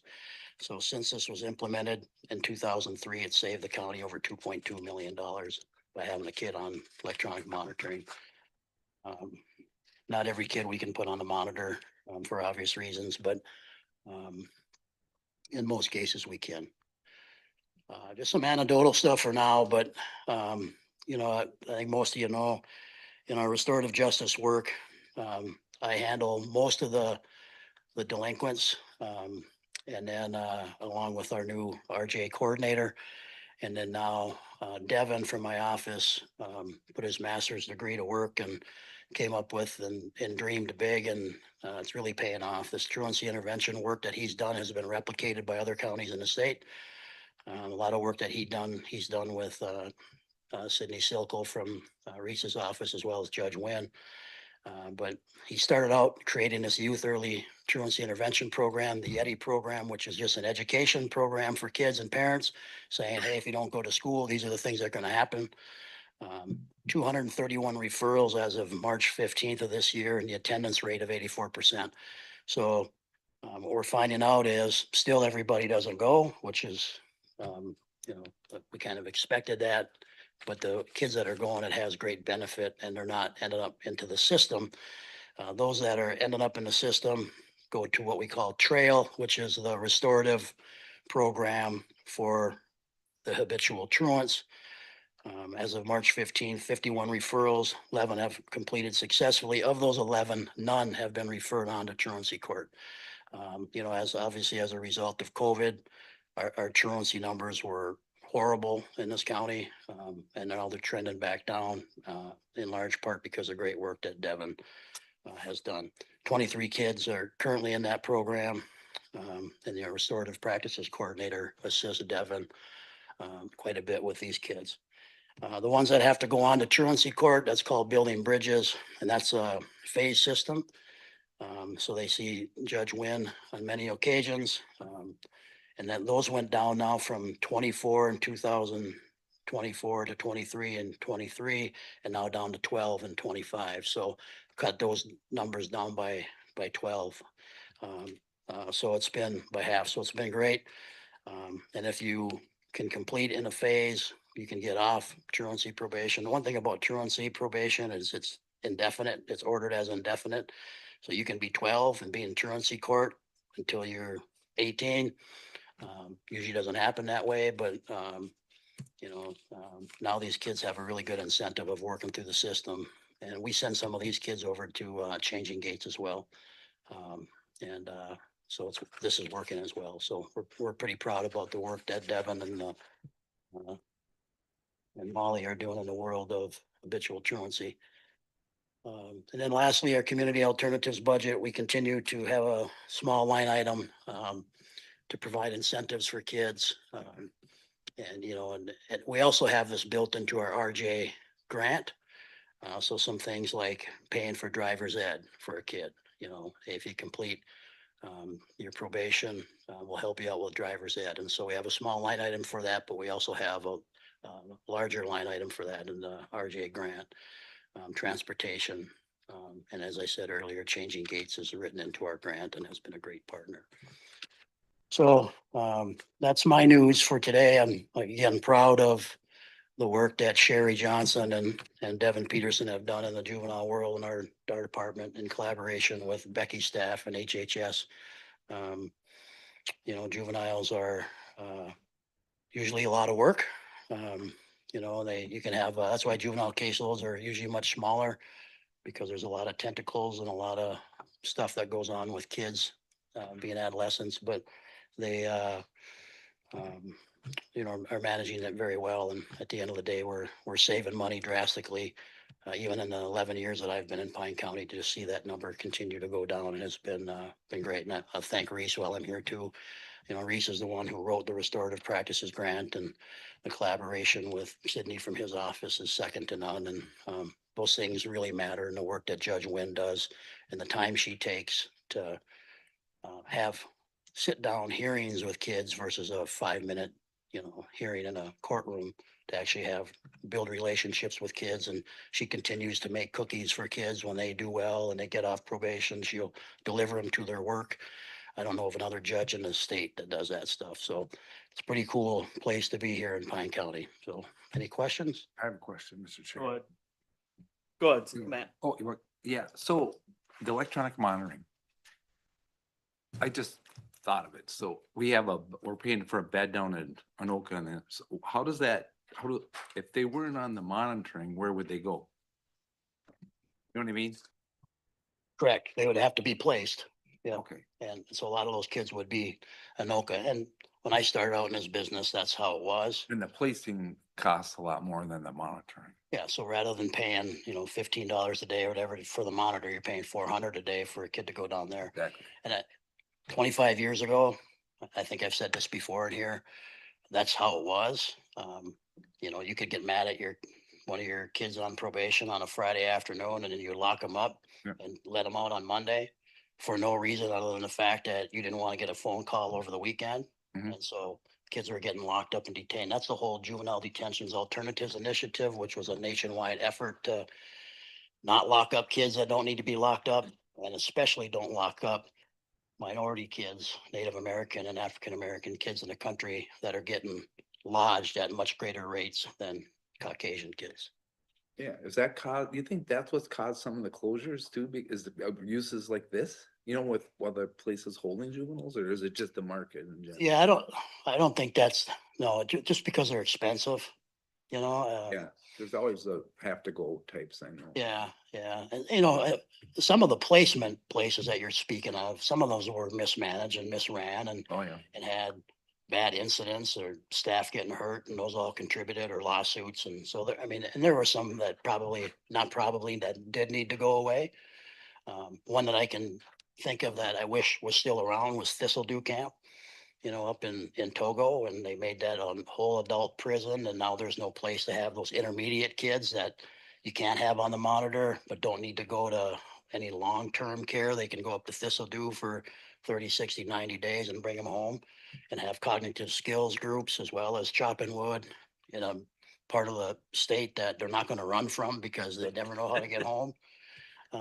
You know, that was a big loss to this state. Yeah, thank you. Yeah, thanks, Coach.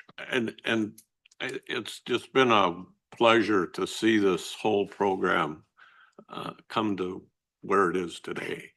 And my wonderment is there a way we, everybody involved can track those kids into adulthood?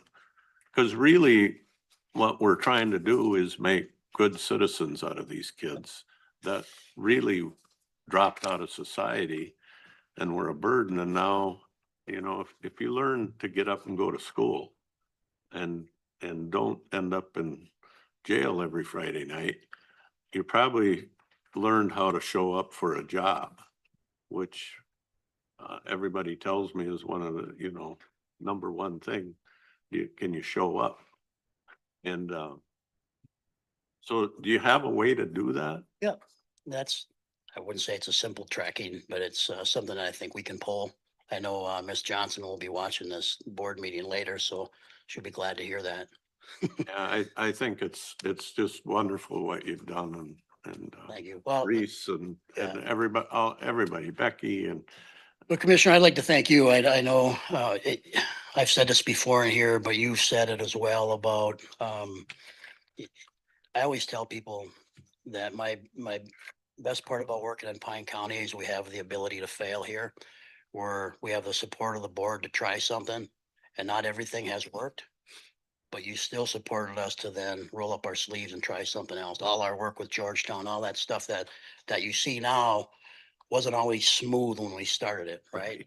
Right. And now people call Reese and I all the time to say, hey, can we get on a phone conference with you? We want to learn more. Or Reese and I talked to Representative Feist, who was really a big advocate of this at the legislature. We had Capitol Day a week ago and she came up and gave me a hug and said, thank you for everything that you do. But we don't get to do any of that if it's not for Representative Feist or Reese writing the grant. And so it's just that collaboration here, but it also, I mean, it starts with the county board support.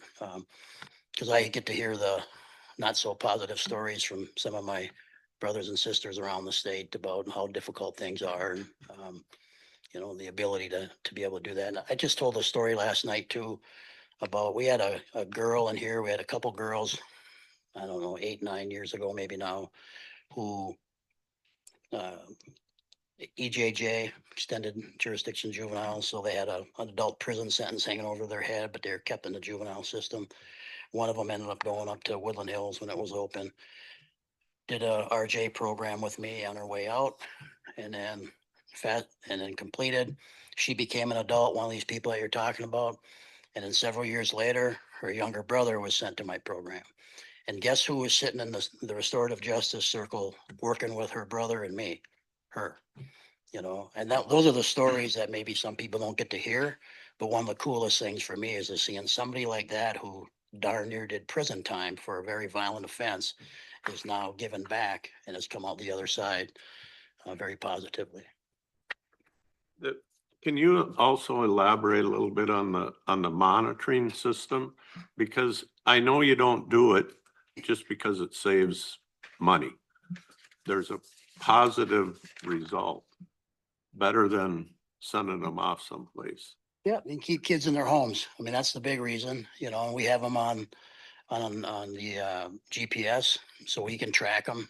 We have the monitoring company, Midwest Monitoring, that we work with that has people that are looking at them. The agents decide when they can go where and where they can go, or if there's an exclusion zone. But it's really that ability for a kid to stay in their own home, which, as you know, when we have a disproportionate amount of American Indian kids in this county, that's super important about keeping those kids in their home. You know, so we don't suffer any more historical trauma as they have in the past. And so any ability you can to keep a kid in their home, we should try to do that, and not react punitively, which is what the system did for many, many years until JDAI kind of came along and helped out with that. Thanks.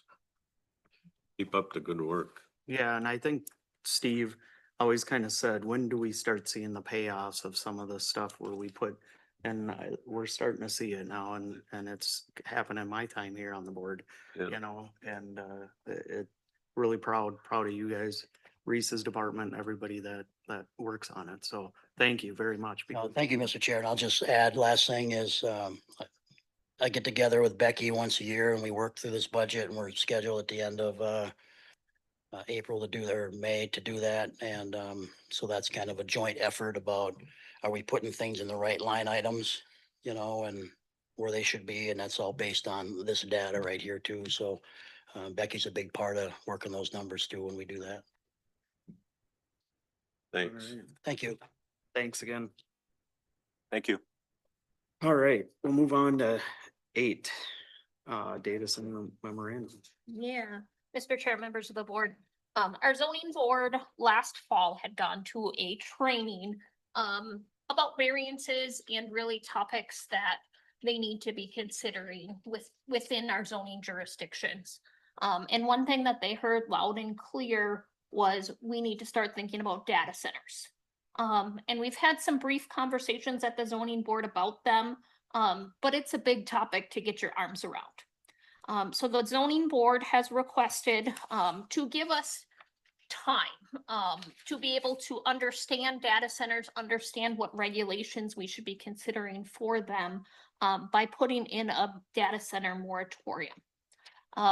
They're really being proactive in this rather than waiting for a developer to be knocking on our door for us to be able to say, we're not going to do any data centers right now. We're going to study it and figure out what regulations we need or want. So before you today, you have ordinance 2026-15, which is an interim ordinance authorizing the study of data centers and what regulations and land use concerns we should have and placing a moratorium on data center developments.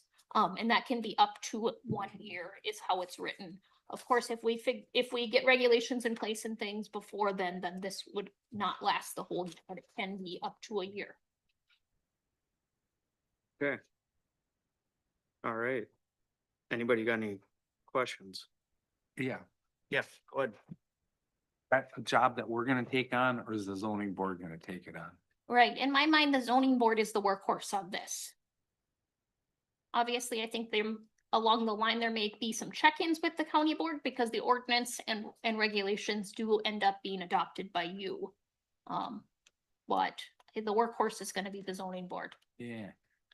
So how do you educate, where do you start trying to educate yourself on this and what it's gonna do to a town or? Right, I think it goes back to looking at what other states, what other counties have done, all of those pieces. Go somewhere where that's already happening. I'll move the, So we got a motion by Ludwig on ordinance 2026-15. Do we have a second?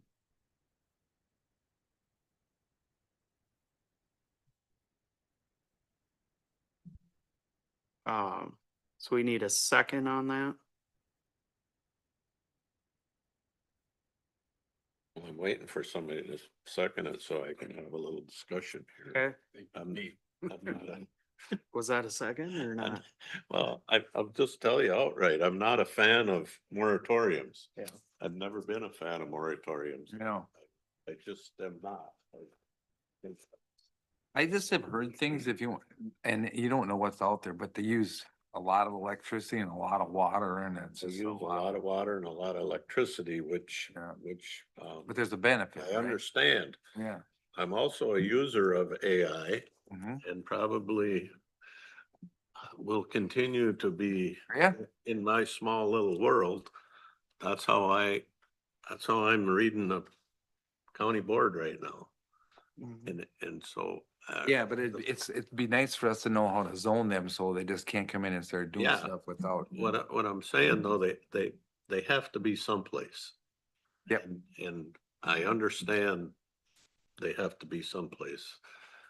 Do I want one on the land next to my farm? I don't know. Maybe they'd be the best neighbor in the world. That's what we're trying to find out. Maybe they wouldn't.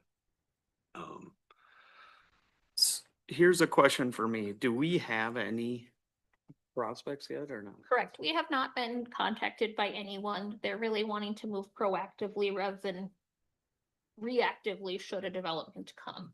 Obviously, you've heard the things going on around the state with different potential developments. And so they were just hoping to get in front of it. Okay, and if we do nothing Sorry. and there isn't anything on there, we just gotta react kinda. But is there a way we maybe, you don't wanna fast track nothing like this, but you try to get something in place before anything? I don't know. Yeah, Mr. Chair, I think if I don't know the timeline, a year seems like a long time to me, but it just gives us, you might have a problem trying to find someone to come and give us a presentation or something. But we may get it done in 2 months, who knows, for 3 months, I don't know what's gonna happen. We always have so much going on, but the zoning board doesn't. I mean, they have stuff that regular business, but it's, Kelly has a lot on her plate, but I don't know, it's day zero to a year, right? It may happen quicker. Yeah. So something, if we did get something in 2 months, then this would go away. Correct. Mr. Chair. Yeah. We do have a motion, but not a second, and we're kind of in a quandary in that. I mean, I wouldn't mind just seconding it for discussion, but I'm kind of with Steve on this issue, so I'll just leave that lay there. What do you want to do, Chair? Yeah, well, does anybody wanna second it? No second, then we'll Motion just, dies. yep. Die because of lack of second. Okay. Sounds good. All right. I hope I don't regret this by August, but I think the zoning board would understand that it's top on our list to get done. But I've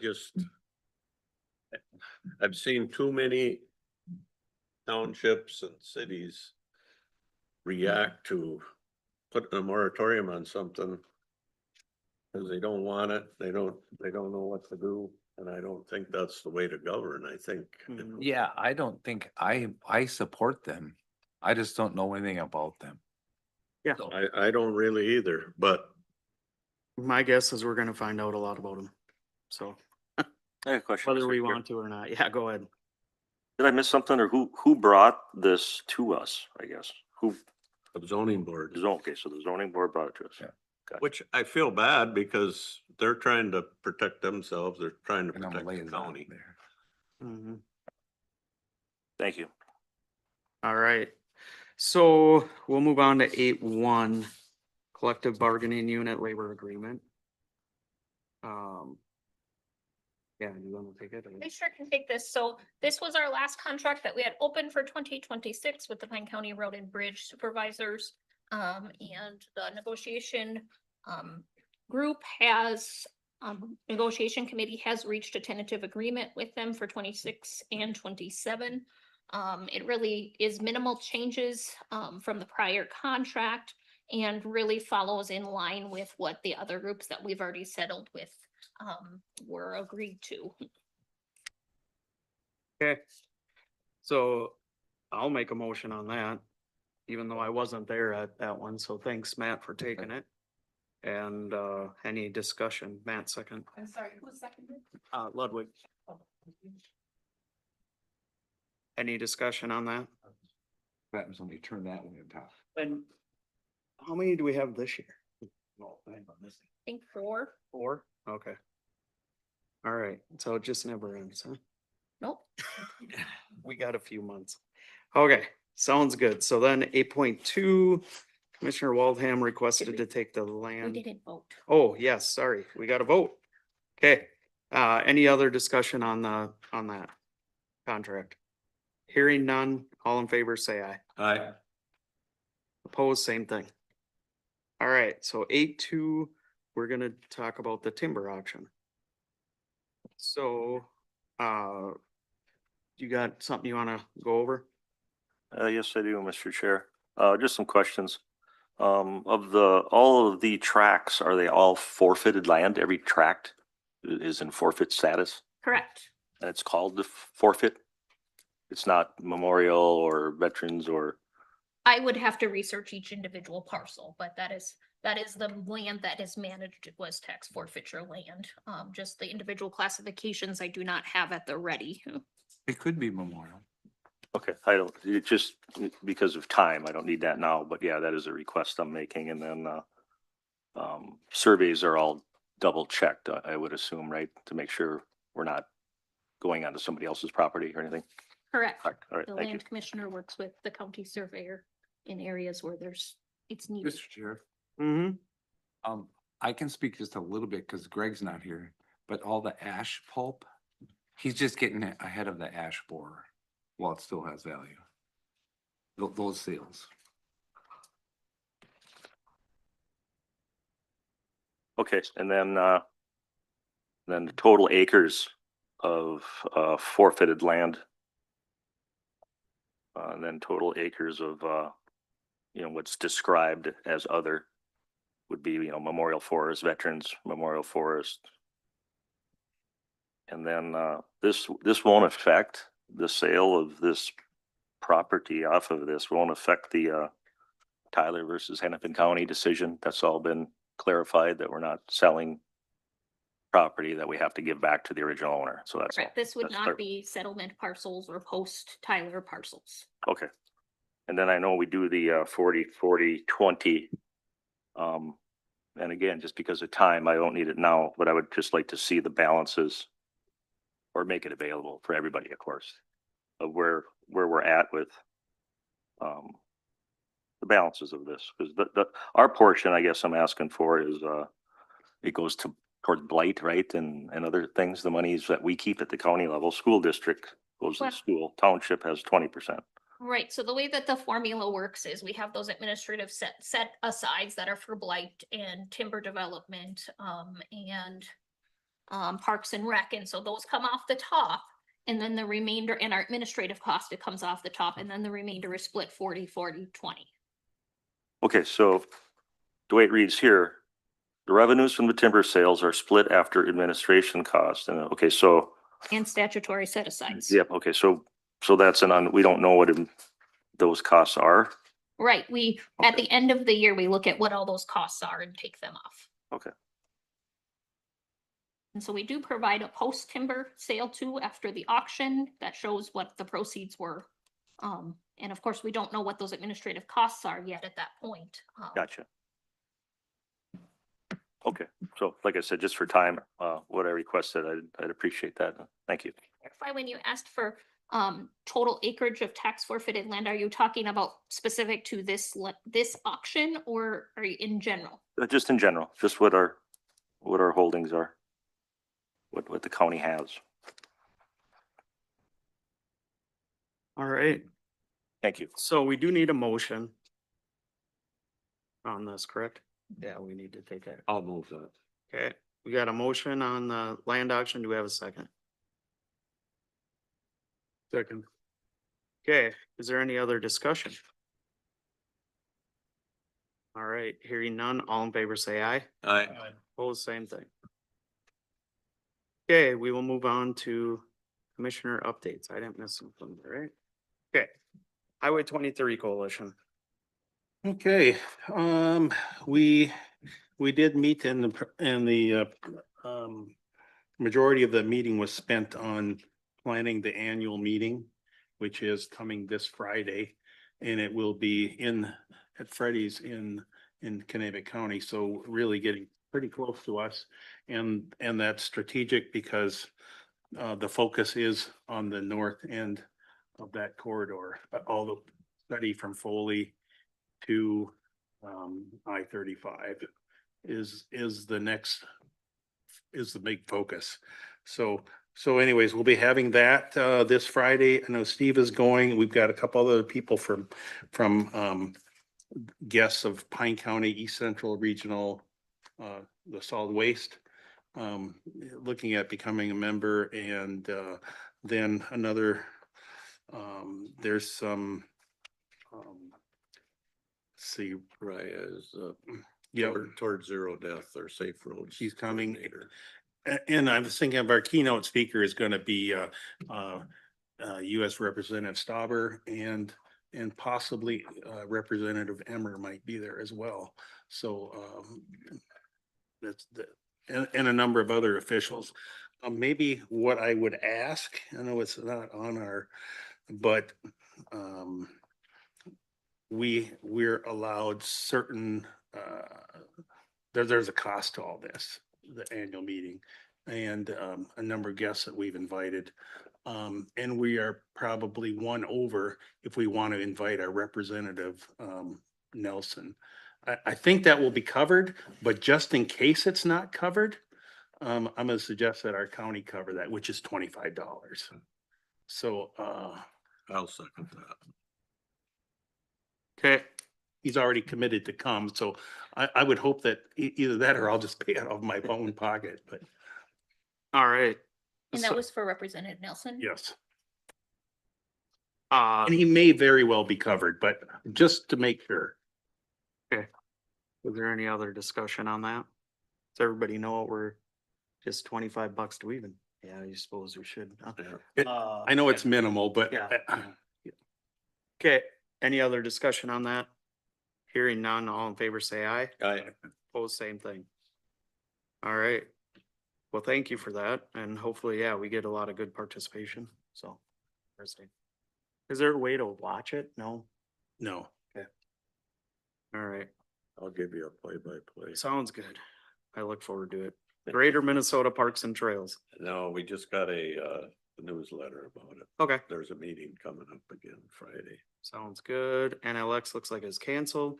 Pine County Housing and Redevelopment Authority and Economic Development Authority. Yeah. What it looks like. Had our meeting March 25th. The biggest portion was the audit discussion. Went through there and they had a clean audit, no issues at all. The auditor did bring up one thing, Red Path, is just about, he was wondering about the interest on money or that they have and stuff, and then, but it all gets denied or canceled with the fees of managing the accounts and things like that. So there was no issue with it at all. It was discussed fine there. Then the other issue was with just North Court. Everything else is running fluid with all the other buildings, but North Court it doesn't have, is not generating quite enough money to pay their taxes, property taxes right now, but they're gonna figure that out between the reserves on that. But they can't get an answer from HUD yet on just exactly how to do it, so, but not a worry. Then she started updated on the current and future development projects, and it was pretty much it. Pretty quick meeting. Okay. I had a question, Mr. Chair. Yeah. For Commissioner Ludwig. On the audit costs, it was talked about that 2022, the audit cost 30,000. Didn't get the amount for 2023. 2024 was 20,000. 2025 it was 18,000. Considerable amount of money. And it was questioned that the OSA can do an audit instead of Red Path. And that would be an audit just handled within the state. It was just wondered why that wouldn't be considered or at least priced. And then also, since it is a separate entity, right, of the county, they have their own board. Yep. Why couldn't we utilize in-house or, our county auditor? I mean, really, when you think about what the holdings are, it's a certain amount of rental units, it's rent in, you have utilities. Everybody knows it's tax time now, and we all are paying accountants, to do things. It was just a question of the amount of money when you add up just these 3 years. What, Yeah, the- the reason it went down, explain because of the- $68,000, when there might be some other options and even other, chance of bidding it out to other accountants. That's all I had. Okay. Negotiations. We're done. Yep. We just voted on it, so, yeah. We only got 4 this year, so then we'll be coming back up. Pine County Zoning Board, Ludwig. You heard a bunch of it already with the moratorium discussion. Then the Windermere Shoreland Ordinance was also, they're reviewing that and had a lot of discussion on that, and what was the estate Bowser guy or whatever who was he was online there, and so Bowser believes that their Windermere's zoning ordinance as it is as strict and in some cases stricter than Pine County's, some of it. Isn't that correct, Kelly? And so they're doing their review, and then it's gonna come to us, but I think we'll see it, so we'll just have to, it'll get to us eventually. And so that is the DNR that does the review. Or DNR, yeah, that's right. That's what I thought. I know I wasn't right. Wasn't about the DNR guy, the shoreland and water guy. Okay. City of Pine City County meeting. We- Yeah. go We ahead. met last week and they're they've offered a contract to a new public works director, so I guess our next meeting would probably be with that guy in tow.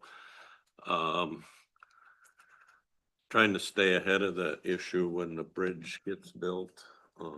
That's gonna be a big disruptor to the community, so they're trying to plan around that. And that's probably about it. Yeah, no, them meetings have been very good about, we just kind of get together, meet with them about what's kind of going on, and they ask questions just in a nice setting. So, yeah, we've got to the bottom of a lot of stuff, and I think they're good, so. Are we doing them every month now, or is back every other? Okay. Every month, I believe. Okay, if we can. All right, any other meetings that anybody went to? That was the emergency communication board, which used to be called the radio board, met last Thursday. Big thing, they're mapping all the schools in East Central, or across the state, but in East Central, Northeast Minnesota. And so that when there's a emergency, everybody has that to show up on their electronic mapping of what people are talking about. They're for the most part at the schools for final review with those right now. And then we have a budget that we have to set, so a lot of budget meetings. And then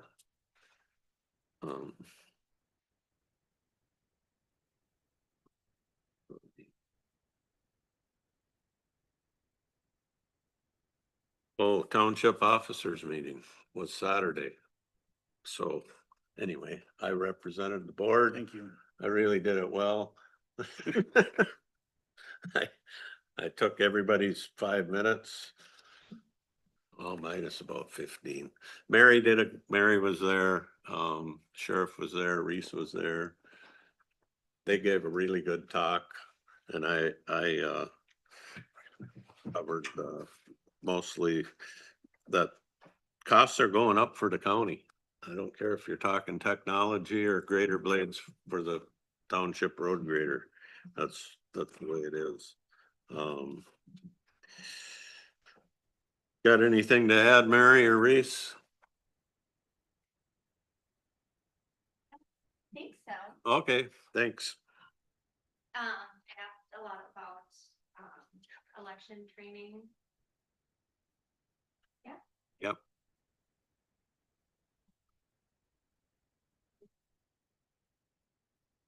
Meet and talk with a few, township officers that I've emailed with. Have to meet them face to face, but face to the game. Well, thanks for being there. All right, any other meetings anybody attended? I got something under other. Okay, under other? All right, anything other to come before the board? I have something. Yep, go ahead. Okay. I was on the invite for a 9 o'clock meeting and I couldn't make it. Are we gonna? What? There was a 9 o'clock meeting here today? On the township officers? It was scheduled today, so I was just wondering what I missed. Unless I'm seeing that wrong. Oh, that was a meeting with the board chair and, some residents from, Shingwatana Township, I believe. You're talking the 8:30 one this morning?